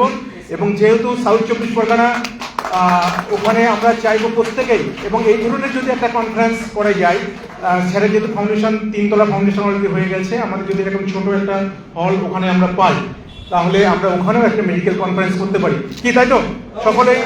কারণ এই গল্প কিন্তু আমাদের প্রত্যেকে অনুপ্রাণিত করেছে। আমরা চাইবো মারুফা ওয়েলফেয়ার ফাউন্ডেশন এগিয়ে চলুক তার নিজস্ব ছন্দে, এবং শহীদুল ইসলাম লস্করের যে স্বপ্ন সেটা পূরণ হোক প্রত্যেকের ভালোবাসায়, প্রত্যেকের আশীর্বাদে, প্রত্যেকের দোয়ায়। অতি অবশ্যই আমি ওয়েলকাম করছি। এর থেকে বড় ফাউন্ডেশন আমি দিতে পারবো। আমি সে ফাউন্ডেশন তৈরি করে রেখেছি আপনাদের জন্য। অবশ্যই শুভকামনা রইল। আপনারা আসুন, নিজের চোখে দেখুন, কনফারেন্স করুন, ভালো লাগবে। Thank you so much. এখন আমরা মঞ্চে আহ্বান জানাচ্ছি আরও একজন মানুষ, যিনি মানবতাবাদে বিশ্বাসী, great humanitarian social activist, Mohammad Abdul Wahab sir. আমাদের অনুপ্রেরণা, আমাদের শক্তি। সারা দক্ষিণ 24 পরগনা, গোসাবা, ক্যানিং সহ হিঙ্গনগঞ্জ, হাসনাবাদ এলাকায় প্রচুর মানুষের জন্য কাজ করে চলেছেন, নিরন্তর কাজ করে চলেছেন। তার মতো ব্যক্তিত্বকে আমরা কাছে পেয়ে আমরা অনুপ্রাণিত। মোহাম্মদ আব্দুল ওয়াহাব স্যারকে আমরা বরণ করে নেবেন। অনুষ্ঠান আয়োজনের অন্যতম হাফিজুর রহমান সাহেব, ইয়াসমিন, রোজি এবং ইজাজুল হোসেন। চলে আসুন আপনারা, আমরা বরণ করে নেব।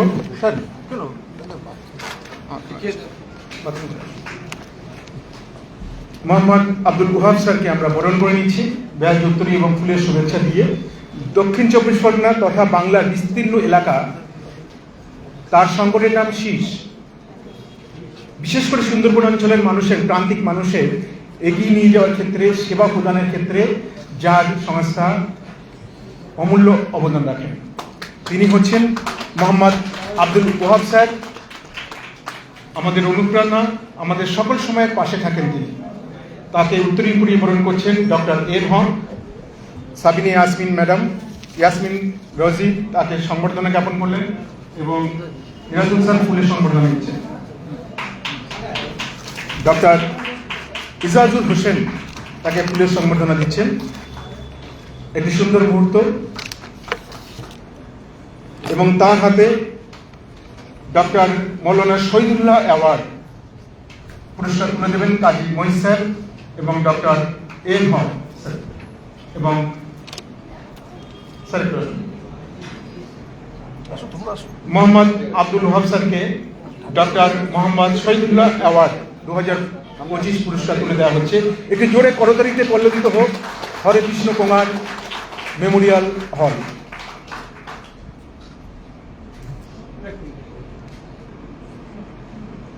আমরা তাকে আসন গ্রহণ করতে অনুরোধ করছি। আমরা তার কথা শুনবো একটু পরেই, তার আলোচনা শুনবো, তার অভিজ্ঞতা, তার জীবনে। এখন আমরা আমাদের সংগঠনের উপদেষ্টা মণ্ডলীর অন্যতম তথা বিশিষ্ট চিকিৎসক ডক্টর প্রসেনজিৎ গোস্বামী, তাকে আমরা সংবর্ধনা জ্ঞাপন করব। Doctor Hasan Mirza memorial award 2025 প্রদান করবেন ডক্টর কাজী মহিদ স্যার এবং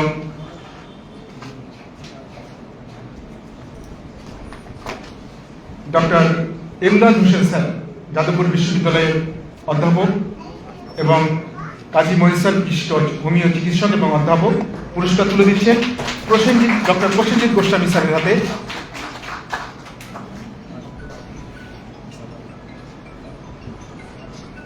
আমি প্রসেনজিৎ স্যারকে শুভেচ্ছা বিনিময় করার জন্য অনুরোধ করছি। Thank you. মাইক্রোফোনে প্রসেনজিৎ তাকে স্বাগত জানাই।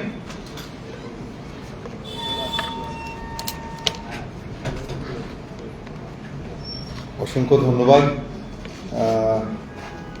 সবার কর্ণধার হক সাহেব, প্রফেসর কাজী মহিদ স্যার, আমিরুল সাহেব, ইমদাদ স্যার এবং অন্যান্য সমস্ত বিশিষ্ট বক্তাবর্গ বা যারা শ্রোতা রয়েছেন, আমার প্রিয় বন্ধুরা, সহকর্মীরা এবং আমার ছোটরা। দেখুন, আজকের সভার আলোচনা কিন্তু বহুমুখী। কেউ বললেন বিজ্ঞানের প্রচার প্রসার নিয়ে, কেউ বললেন হোমিওপ্যাথির বিজ্ঞানীকরণ নিয়ে, কেউ বললেন ফার্মাকোলজি নিয়ে, কেউ বললেন পাঠ্যপুস্তক বা পঠন পাঠনের ধারণ নিয়ে।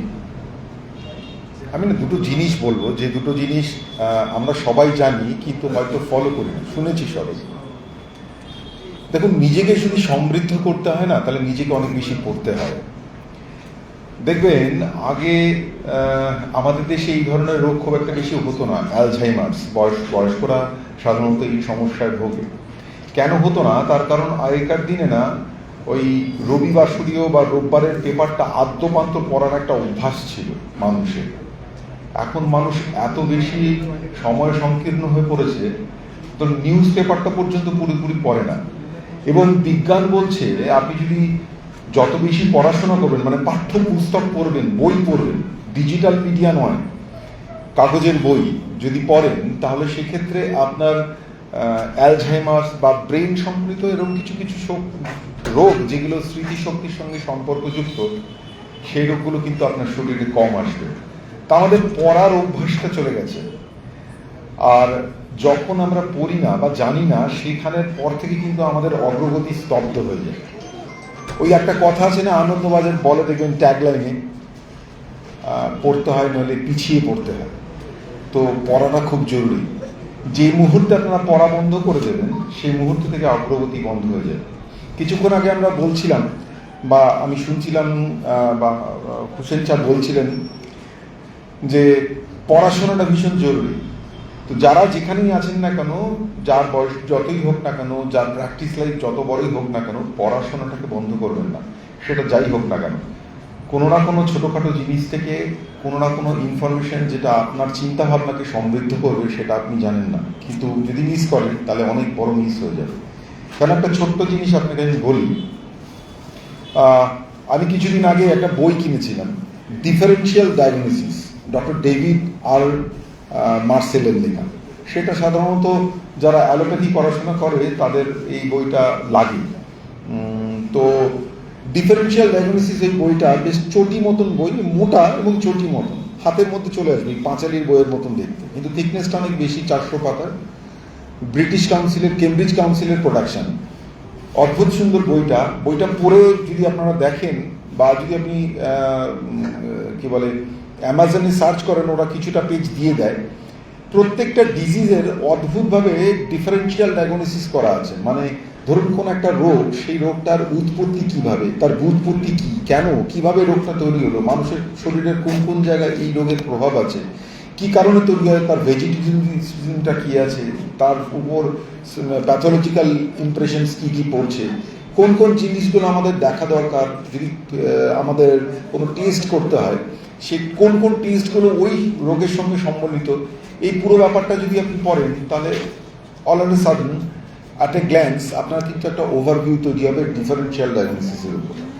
এবার আমরা যারা হোমিওপ্যাথি প্র্যাকটিস করি, তারা অবশ্যই বলি যে আমরা রোগ না রুগী দেখি, একদম ঠিক, কিন্তু আপনাকে জানতে হবে তো সমস্যাটা কি, সমস্যাটা কোথায়। এই কিছুক্ষণ আগে কাজী মোহিত স্যার বলছিলেন যে যদি আমরা কোনো একজন মানুষ যারা গ্রামীণ অঞ্চলে আছে, তাদেরকে আমরা বিভিন্ন রকম ট্রেনিং দেওয়ার ব্যাপারে, যে যাদের ক্ষেত্রে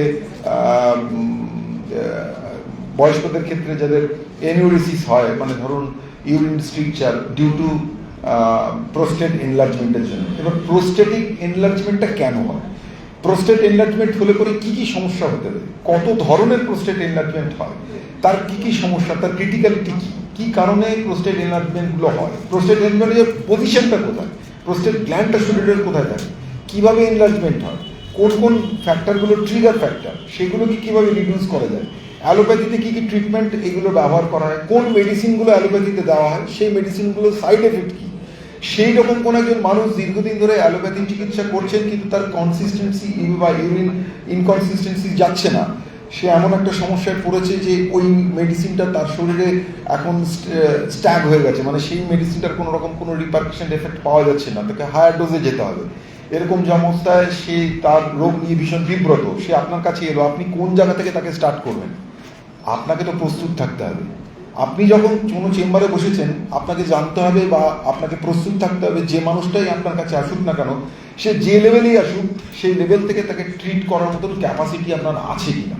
দেখুন, হোমিওপ্যাথিতে প্লাস্টার করা বাদে বাকি সব কিছু হয়। প্রশ্ন যেটা, আপনি যোগ্য কি, whether you are capable to treat that disease, whether you are capable to treat that particular patient, that is the main thing. তার জন্য দরকার হচ্ছে নলেজ, তার জন্য দরকার হচ্ছে ইনফরমেশন।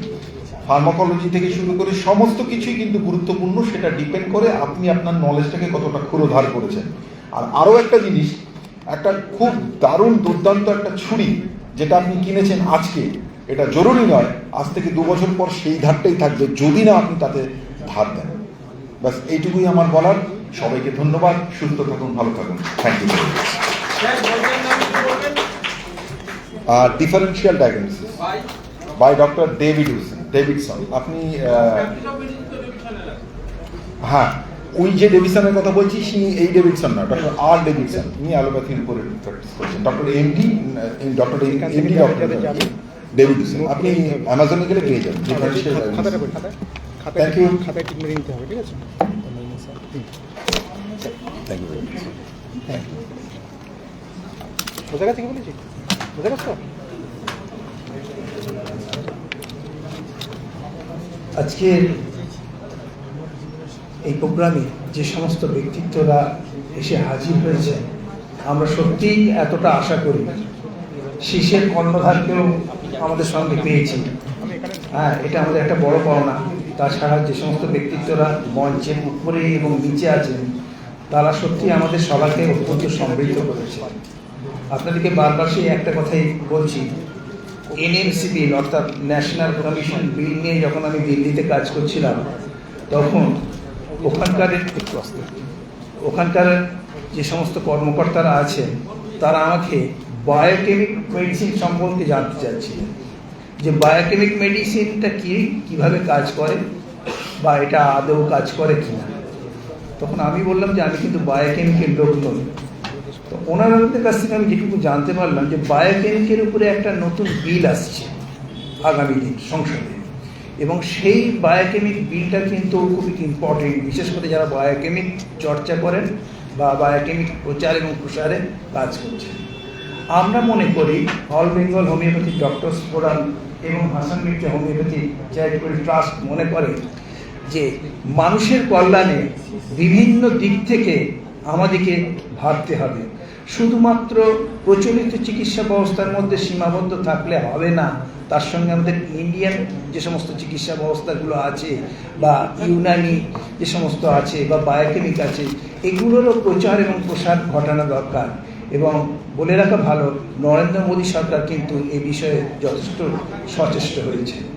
এখন আমরা সম্বোধিত করব এরকমই একজন ব্যক্তিত্বকে, যিনি একটি বায়োকেমিক কলেজ শুরু করেছেন। আমি একটু বলে দিচ্ছি, তার এটা প্রমাণ এটা পড়ে শোনাচ্ছি। Doctor Hasan Mirza memorial award 2025.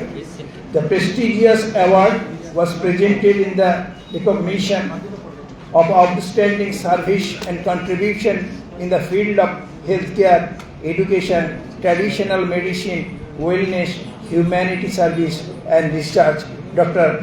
Liaquat Ali Lashkar, physician and social activities. Sir, you are most welcome.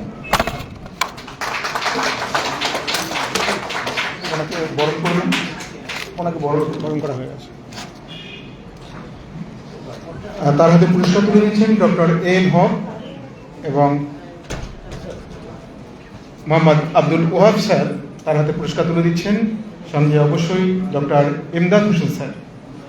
আমরা এখন সম্মাননা জ্ঞাপন করছি ডক্টর লিয়াকত আলী লস্কর স্যারকে, বায়োকেমিক মেডিকেল কলেজের যিনি প্রতিষ্ঠাতা। তার কলেজ থেকে বহু ছাত্রছাত্রী তারা আজকে পাশ করে মেডিকেল প্রফেশনে যুক্ত রয়েছেন। তাকে অভিনন্দন জানাই আমাদের অনুষ্ঠানে উপস্থিত হওয়ার জন্য সম্মানীয় অতিথি হিসাবে। এখন আমরা সম্মানিত করব মাননীয় অলোকেশ চক্রবর্তী মহাশয়কে। ডক্টর অনুতোষ চক্রবর্তী মহাশয়কে আমরা সম্মানিত করব ডক্টর মহেন্দ্রলাল সরকার Memorial award 2025-এ। Doctor Anutosh Chakraborty স্যারকে, তার আগে আমরা তাকে বরণ করে নিয়েছি, তবু তাকে আমরা সম্মানিত করব ডক্টর মহেন্দ্রলাল সরকার মেমোরিয়াল অ্যাওয়ার্ড 2025-এ। তার হাতে পুরস্কার তুলে দেবেন ডক্টর কাজী মহিষ স্যার, ডক্টর এম হক,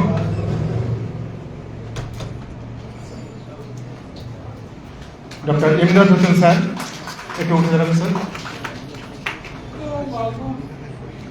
আমরা সম্মানিত করছি ডক্টর অনুতোষ চক্রবর্তী মহাশয়কে, বিশিষ্ট চিকিৎসক, মানুষের সেবায় যিনি নিয়োজিত ডক্টর অনুতোষ চক্রবর্তী স্যারকে আমরা সম্মানিত করলাম। যেহেতু লাঞ্চের টাইম হয়ে গেছে, 1:30টায় লাঞ্চ হবে, তার আগে অনেক মানুষকে আমাদের এখান থেকে সম্মানিত করতে হবে। অনুতোষবাবু, জাস্ট একটু শুভেচ্ছা বিনিময়।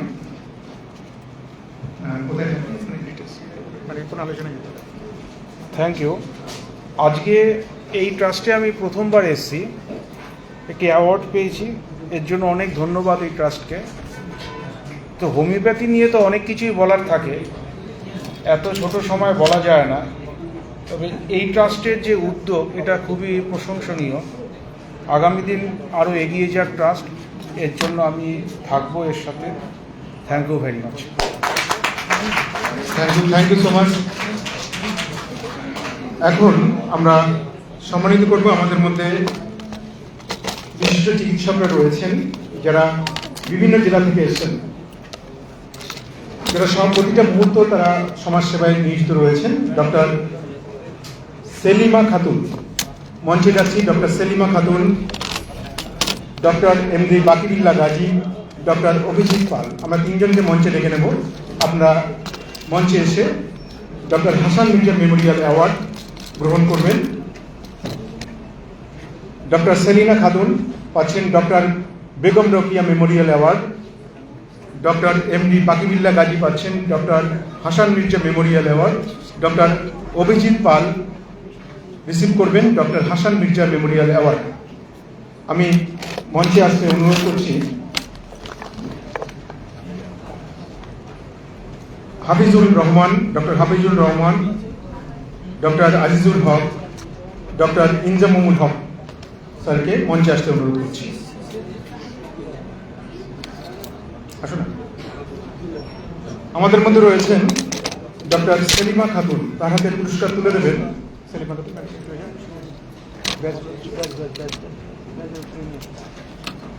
ব্যাজ আর উত্তরীয় পরিয়ে সম্বর্ধনা দেবেন ইয়াসমিন রোজি। ব্যাজ পরিয়ে দিচ্ছেন সেলিনা খাতুনকে, সেলিনা খাতুন ম্যাডামকে। Doctor Selina Khatun madam, madam কোথায় থাকেন? সোনারপুর থেকে এসছেন, ফিজিশিয়ান এবং সোশ্যাল অ্যাক্টিভিস্ট। তাকে ব্যাজ পরিয়ে সম্বর্ধনা জ্ঞাপন করছেন ইয়াসমিন রোজি, এবং তাকে উত্তরীয় পরিয়ে দিচ্ছেন আজিজুল হক। তাকে উত্তরীয় পরিয়ে সম্বর্ধনা দিচ্ছেন আজিজুল হক। ডক্টর আজিজুল হক উত্তরীয় পরিয়ে সম্বর্ধনা জ্ঞাপন করছেন।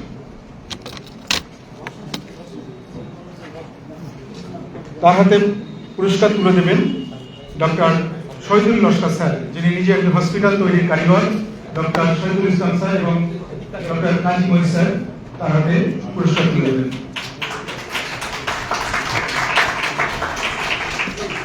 Big congratulation doctor Selina Khatun madam, তার জন্য একটি জোরে করতালি হইয়া আমরা এবারে ডক্টর অভিজিৎ পাল মহাশয়কে সম্বর্ধনা জ্ঞাপন করব। স্যারকে স্টেজে আসতে অনুরোধ করছি। ব্যাজ এবং উত্তরীয় পরিয়ে সম্বর্ধনা জ্ঞাপন করবেন ডক্টর হাফিজুর রহমান। ব্যাজ পরিয়ে দিচ্ছেন এবং উত্তরীয় পরিয়ে দেবেন ইনজামুল হক।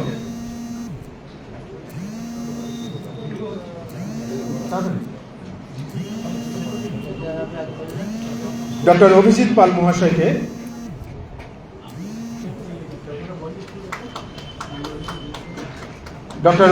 মহাশয়কে আমরা সম্বর্ধনা জ্ঞাপন করছি। ফিজিশিয়ান এবং সোশ্যাল অ্যাক্টিভিস্ট, হোমিও চর্চা করেন, বিশিষ্ট চিকিৎসক। Doctor Hasan Mirza memorial award পুরস্কারে পুরস্কৃত হচ্ছেন। তাতে উত্তরীয় প্রদান করছেন ইনজামুল হক, ডক্টর ইনজামুল হক। ফুলের শুভেচ্ছা, তাতে ফুলের শুভেচ্ছা দিচ্ছেন ইনজামুল হক।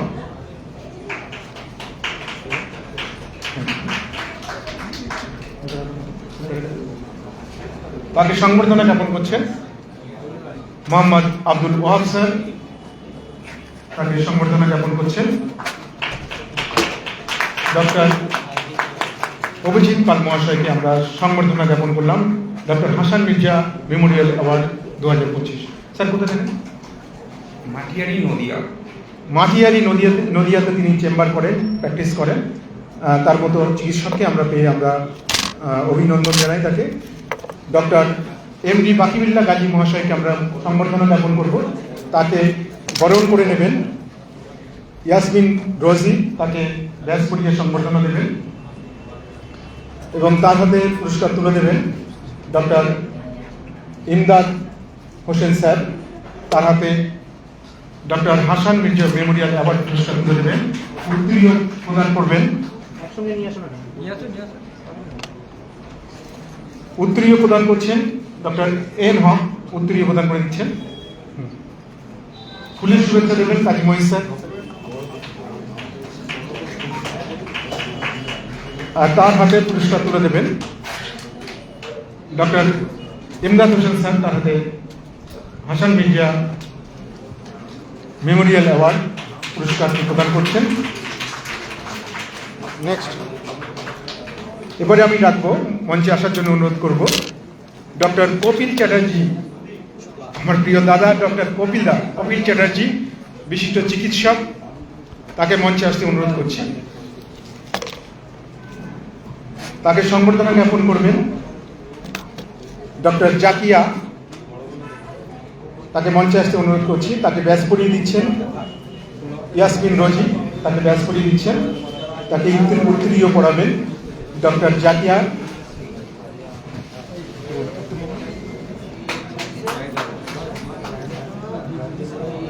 ডক্টর কপিল চ্যাটার্জি পুরস্কার প্রদান করছেন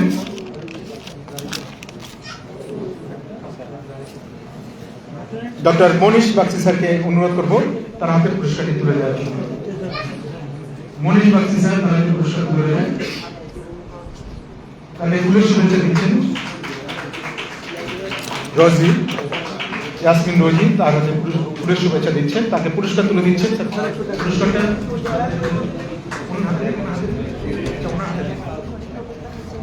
দেখা যাচ্ছে না।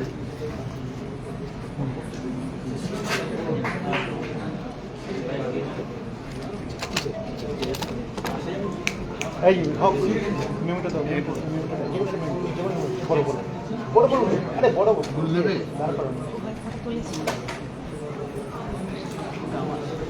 এখন আমরা সংবর্ধনা জ্ঞাপন করব। আমাদের মধ্যে রয়েছেন ডক্টর মনীষ বাগচি মহাশয়।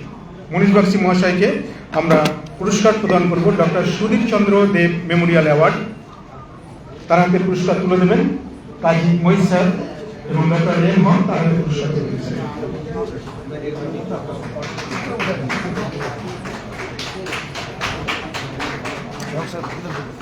ডক্টর মনীষ বাগচি, কনসালটেন্ট, বিগ নিউজ। আমাদের মধ্যে উপস্থিত রয়েছেন ডক্টর মনীষ বাগচি মহাশয়। আমি আজকের এই শুভেচ্ছা জ্ঞাপন করার জন্য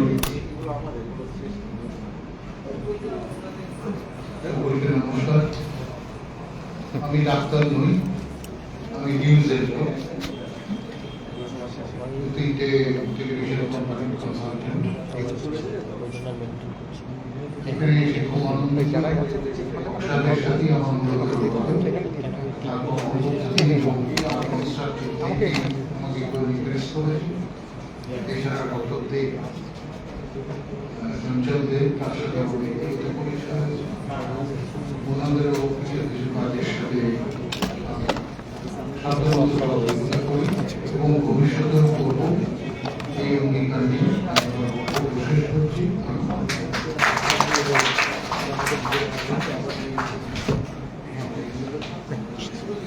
এখন আমরা ডাকবো আজকে গুণীজনদের সমাহার ডক্টর আশিস কুমার নাথ।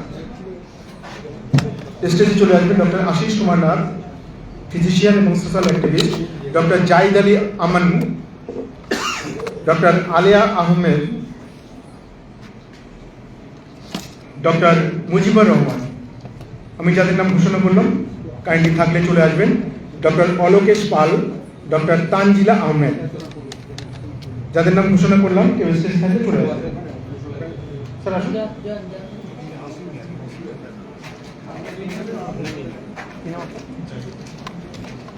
জাহিদ স্যারকে বরণ করে নেবেন। ডক্টর জাহিদ আলী আমান, তাকে বরণ করে নেবেন। ডক্টর জাকিয়া এবং ডক্টর আজিজুল হক, তাকে বরণ করে নিচ্ছেন। ডক্টর জাহিদ আলী আমান, ফিজিশিয়ান এবং সোশ্যাল অ্যাক্টিভিস্ট।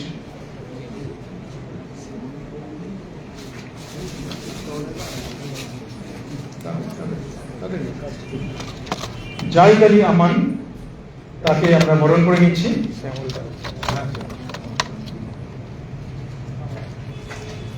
এবং তার হাতে সম্মাননা তুলে দিচ্ছেন আব্দুল ওহাব স্যার, তার হাতে সম্মাননা তুলে দিচ্ছেন। কাজী মহিত স্যার পুলিশ সম্মাননা দিচ্ছেন।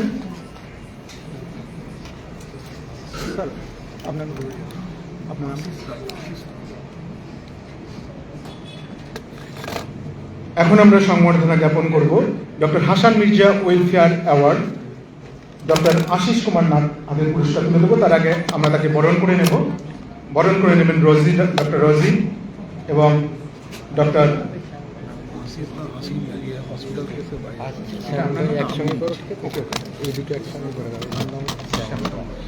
আমরা শ্যামলবাবুকে বরণ করে নেব।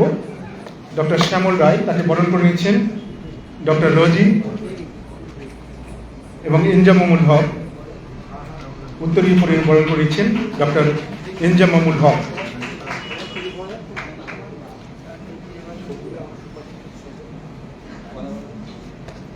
তাকে সংবর্ধনা জ্ঞাপন করছেন ডক্টর শ্যামল রায়কে সংবর্ধনা জ্ঞাপন করছেন ডক্টর ইমরান হোসেন স্যার, তাকে সংবর্ধনা জ্ঞাপন করছেন।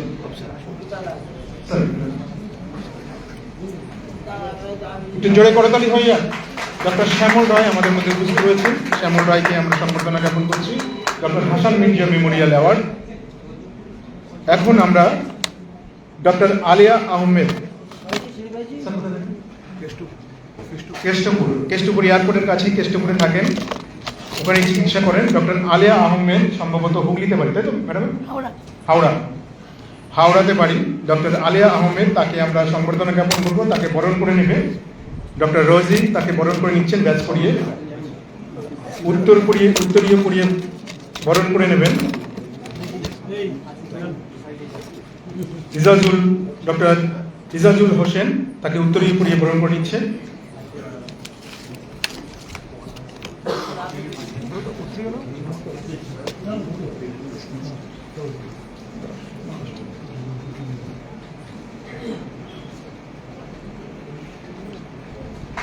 তার হাতে সংবর্ধনা তুলে দিচ্ছেন ডক্টর প্রসেনজিৎ বাবু।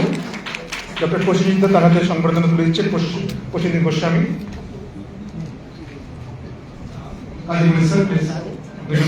সংবর্ধনা তুলে দিন। Doctor JL Kanjilal memorial award presented to Dr. Alia Ahmed, presented by Dr. Hasan Mirza welfare foundation, welfare trust, তার পক্ষ থেকে আলিয়া ম্যাডামকে সংবর্ধনা দেওয়া হয়। এখন আমি মাইক্রোফোনে আমন্ত্রণ জানাবো, কিছু কথা আবার শুনবো। আমাদের মধ্যে উপস্থিত রয়েছেন great humanitarian social activist, Sundarban অঞ্চলের প্রান্তিক মানুষদের জন্য তিনি কাজ করেন।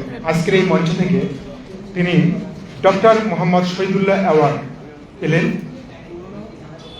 তাকে মাইক্রোফোনে আমন্ত্রণ জানাচ্ছি শুভেচ্ছা বিনিময় করার জন্য। Please sir. হ্যাঁ,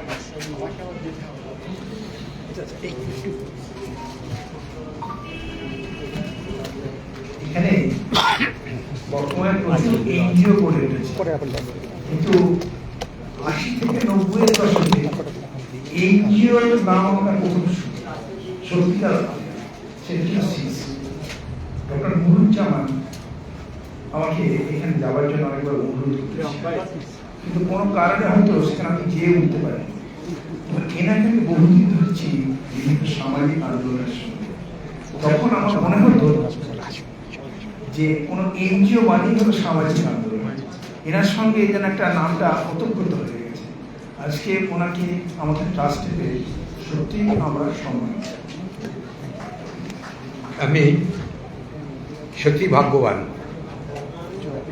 মঞ্চে যারা আছেন, আপনারা যারা এসছেন, প্রত্যেকেই কিন্তু সমাজের মানুষের ক্ষেত্রে তাদের উন্নতির জন্য, তাদের ভালোর জন্যে মন প্রাণ দিয়ে কাজ করে যাচ্ছেন।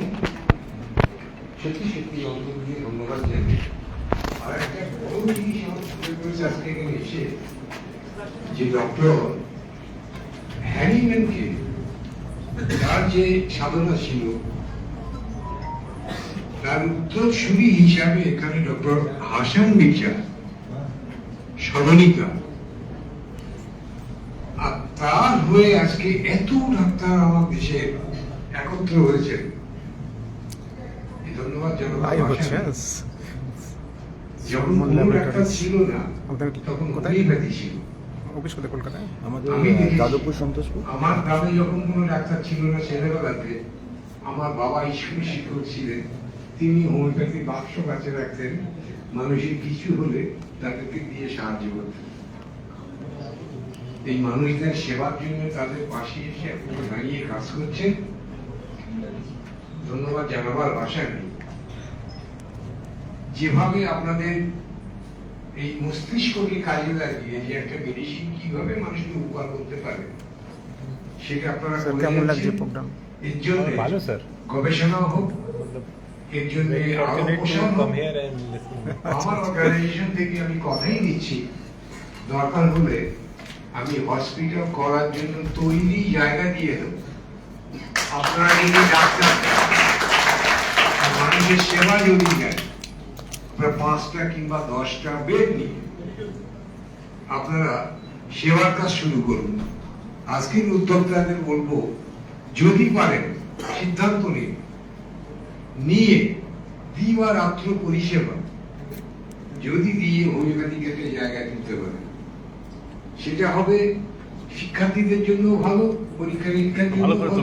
এবং বহু ব্যাধি আছে আজকে অ্যালোপ্যাথি চিকিৎসা করে। কেমন লাগছে দাদা? কেমন লাগছে প্রোগ্রাম? খুব সুন্দর।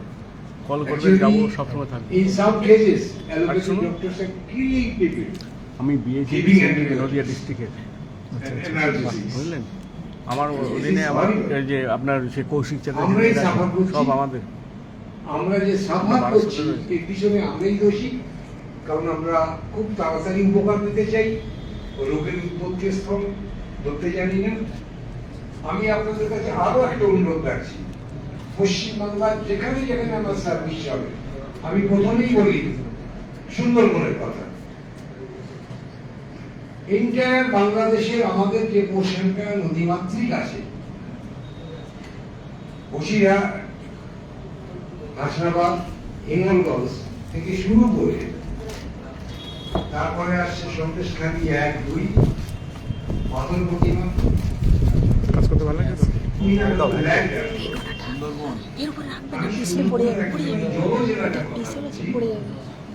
রোজি কেমন লাগছে? লাগছে তো?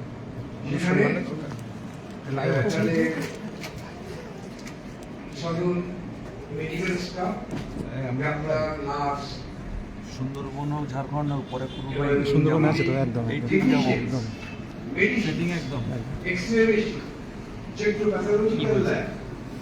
লাইভ চলছে। সুন্দর মুখটা নিচ্ছে যাতে ভিউ ভালো হয়। ইমার্জেন্সি মেডিসিন কোনো কিছু হলে পর জীবন নাই, লাইফ সেভিং ড্রাগস সমস্ত নিয়ে দিন রাত ঘুরে বেড়াচ্ছে। সেই ওদিকে নামখানা, কাকদ্বীপ, গঙ্গাসাগর, এই বিস্তীর্ণ এলাকায় কাজ করে যাচ্ছে। দৈনিক 500 থেকে 600 রোগী তারা দেখছে। প্রত্যেকটি বোটে আপনি যদি হোমিওপ্যাথি ডাক্তার, স্বেচ্ছা ডক্টর যদি প্রোভাইড করতে পারেন, 5টা ডক্টর দিন 1 মাসে, পর মাসে তারা চলে আসুক আর 5 জন যাক, like that way, let them get experience. তারা মানুষের জীবনের সাথে মিশুক, কি কষ্টে তারা থাকে, সেখানকার কিভাবে আমরা উপকার করতে পারি, আমি আমার জায়গা প্রসারণ করে দেবো। এছাড়া আমার তো আর কিছু দেওয়ার নেই। আপনার দ্বিতীয় প্রস্তাব হল নর্থ বেঙ্গল চা বাগান। এখানে যেমন সুন্দরবনে আপনি ঢুকতে পারবেন না, 104টি দ্বীপ, তার মধ্যে ম্যাক্সিমাম জবরদখল হয়ে গেছে মানুষ। It is infiltrated by the people. তারা এসছে ইস্ট বেঙ্গল থেকে, স্থানীয় অধিবাসী 10% এসছে মেদিনীপুর থেকে। এন্টায়ার সুন্দরবনের 90% জনগণ বাইরের থেকে এসছে। ফলে বনের যে জমি, সে জমি জোর করেই তারা অধিগ্রহণ করেছে। আমাদের যে ন্যাচারাল ওয়েতে বাঁচার কথা, ভালো বাতাস পাবো, ঝড় আসলে রক্ষা করবে সুন্দরবন, সেটুকু আজকে আমাদের হাত থেকে উঠে যাচ্ছে। রাজনৈতিক মদত সেখানে এত যে ওই ফিল্টার্ড লোকেরা ভোট দেবে, সেই ভোটে জিতবো, আমি জিতবো, যার জন্য ওদেরকে জায়গা দিতে হবে। ফলে আমার বনভূমি নষ্ট হয়েছে। আমি সুন্দরবন ডেভেলপমেন্ট বোর্ডের 20 বৎসরের উপর সদস্য ছিলাম। বোর্ডকে আমি প্রত্যেকবারই রিকোয়েস্ট করেছি ইস মিটিং যে প্রকল্প হোক সুন্দরবনের একটা দ্বীপকে বাঁচানোর জন্য চারদিক থেকে 100 মিটার করে বাঁধ দেওয়া হোক, বাঁধে গাছ দেওয়া হোক। ঝড় আসলে গাছ থাকাবে, দ্বীপ ভাঙবে না। অবস্থা এই, দ্বীপ আজকে নিচু হয়ে গেছে, নদী আজকে উপরে উঠে এসছে। যদি জল ঢোকে আমাদের বাঁচার কোনো পথ নেই। তো সুন্দরবনে নূতন করে, যেখানে 1940 অনওয়ার্ডস সুন্দরবনকে ডিফরেস্টেশন করা হয়েছিল মানুষ বসবাসের জন্য, আজকে সেই নোনা জল কাটাতে 100-র উপর বৎসর লেগে গেল। আবার নূতন করে সেখানে নূতন করে ওই নোনা জল ঢুকিয়ে ওখানে চিংড়ি মাছ চাষ হচ্ছে। So we are actually killing ourselves. Political goodwill না থাকলে সেই জায়গাটা আমরা জয় করতে পারবো না। তো যাই হোক, সেটা তাদের ম্যাটার থাক, আমাদের ম্যাটার হোক মানুষের সেবা করা। আমরা করে যাচ্ছি।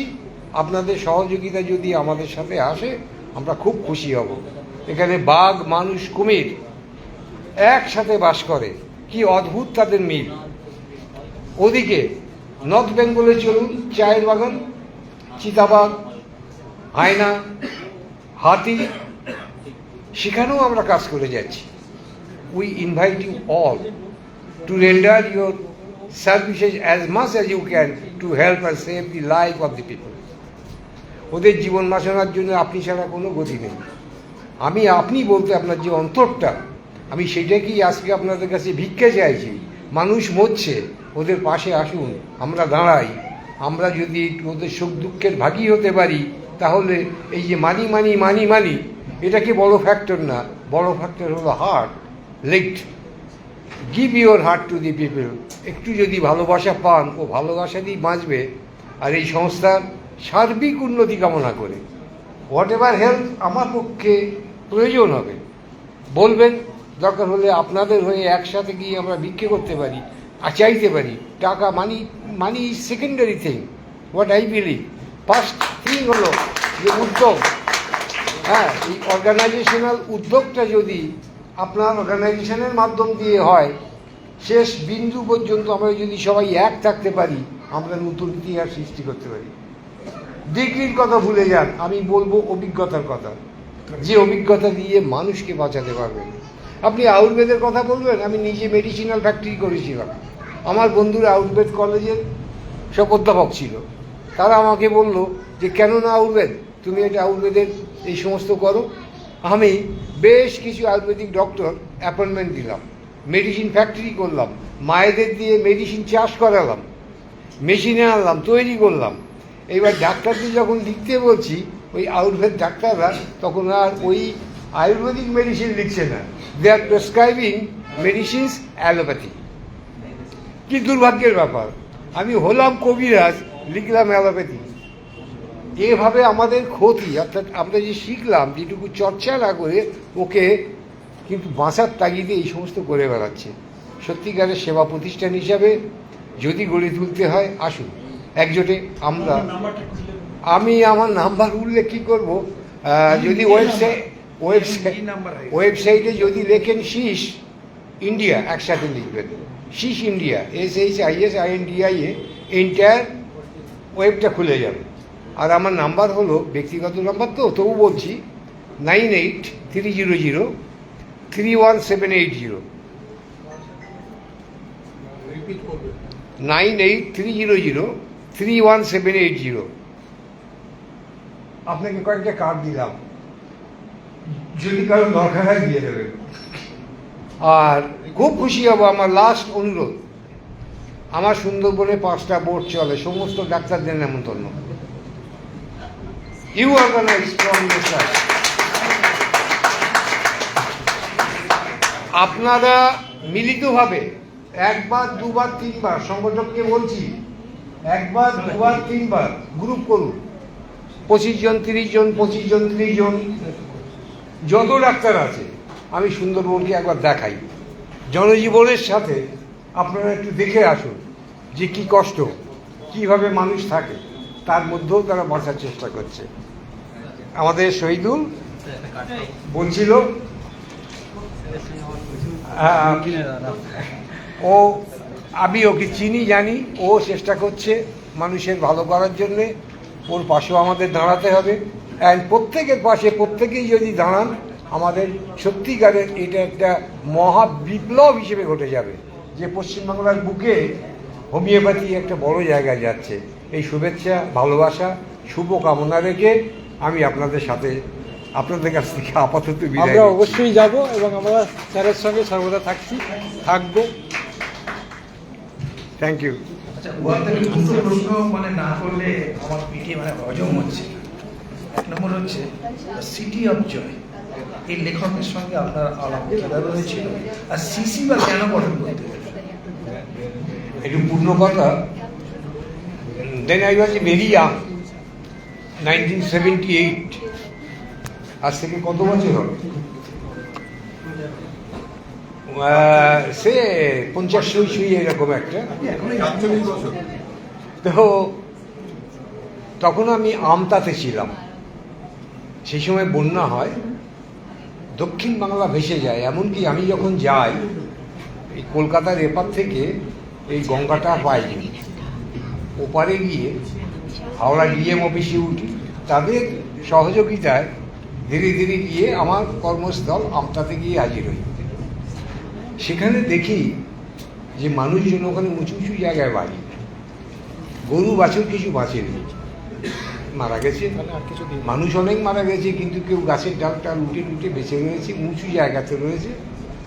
অনেক সেবক সংস্থা ইত্যাদি সেই সময় বামফ্রন্টের সময় খুব বাই হার্ট তারাও কাজ করেছে, মানুষকে সাহায্য করছে। সেই সময় আমার সাথে দেখা হয় এক বিদেশি মানুষ, ওই তাল গাছের ডোমা বলি আমরা ওইটাকে, মানে হি ওয়াজ প্রপেলিং ওই উপরটাকে নিয়ে, যে ওই সাঁতরে সাঁতরে গিয়ে ওই গাছের ডালে যারা আছে বা আছে তাদের কাছে ওষুধ একটু পৌঁছে দিচ্ছে, কারোর কাছে হয়তো রুটি একটু দিচ্ছে। ওইটা আমাকে খুব আকর্ষণ করে। আর আমার অ্যাকচুয়ালি উৎপত্তি হলো এই সেবার, সেটা হলো হাওড়া ডিস্ট্রিক্টে। আমি সেই জন্য হাওড়া ডিস্ট্রিক্টের কাছে ভীষণভাবে ঋণী। আমি বউকে জিজ্ঞেস করছিলাম কোথায় থেকে আসেন, বকুলতলা, হাওড়া বকুলতলা। তা আমি বলছি আমতার কথা, ওদিকে মুন্ডেশ্বরী, এদিকে দামোদর পার হয়ে যেতে হচ্ছে, ওদিকে রূপনারায়ণ। এরই মধ্যে যে ঘটনা চোখে দেখেছি ওই সময়, ওই মানুষটি ছিলেন বিদেশি, ওনার নাম হলো ব্রাদার গ্যাস্টন গাঁজো, ফ্রেঞ্চ নাগরিক। এখন উনি জন্মাবার পর অনেকে ডাক্তার বলে দিয়েছিল that you will not be survive for long, খুব তাড়াতাড়ি তুমি মরে যাবে। তো বলে আমি যখন মরেই যাবো তাহলে আর কী করি? ও লেখাপড়া শিখেছে, লেখাপড়া শিখে মানুষের সেবার জন্যে ও ভারতবর্ষকে বেছে নিয়েছে, এসে হাওড়া বস্তিতে বাস করত। তো যাই হোক, ঘটনাচক্রে পরিচয় হলো।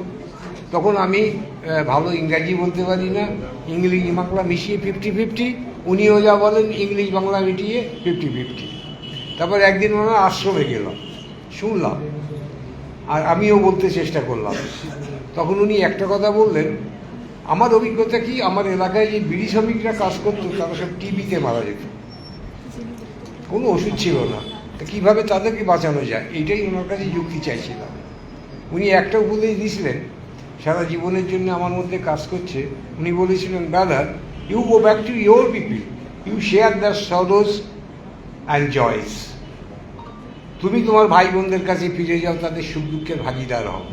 That was actually inspired me to do something. ওটাই আমাকে কাজ করে। আমি ব্যক্তিগত জীবনে আইনের স্নাতক, ইচ্ছে ছিল জাজ হব, ভালো ভালো যারা অন্যায় টন্যায় করে ওদের খুব সাজা টাজা দিতে পারবো।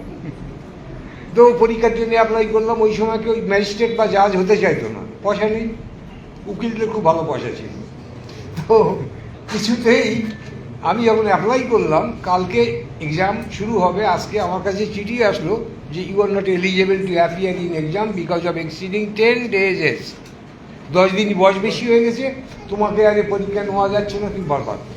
তো আই স্মাইলড অ্যাট মি, নিজের প্রতি নিজেকে দেখি আমার খুব হাসি লাগলো।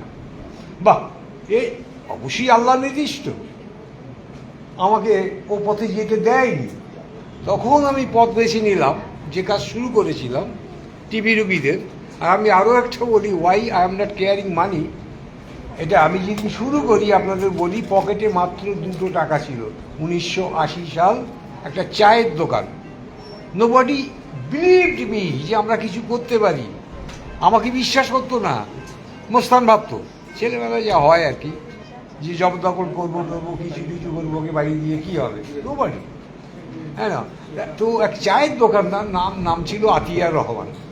সে আমাকে বললো, তুমি তো রোজ ঘুরছো, তো তোমাকে আমি এই চায়ের দোকানে যেখানে করো।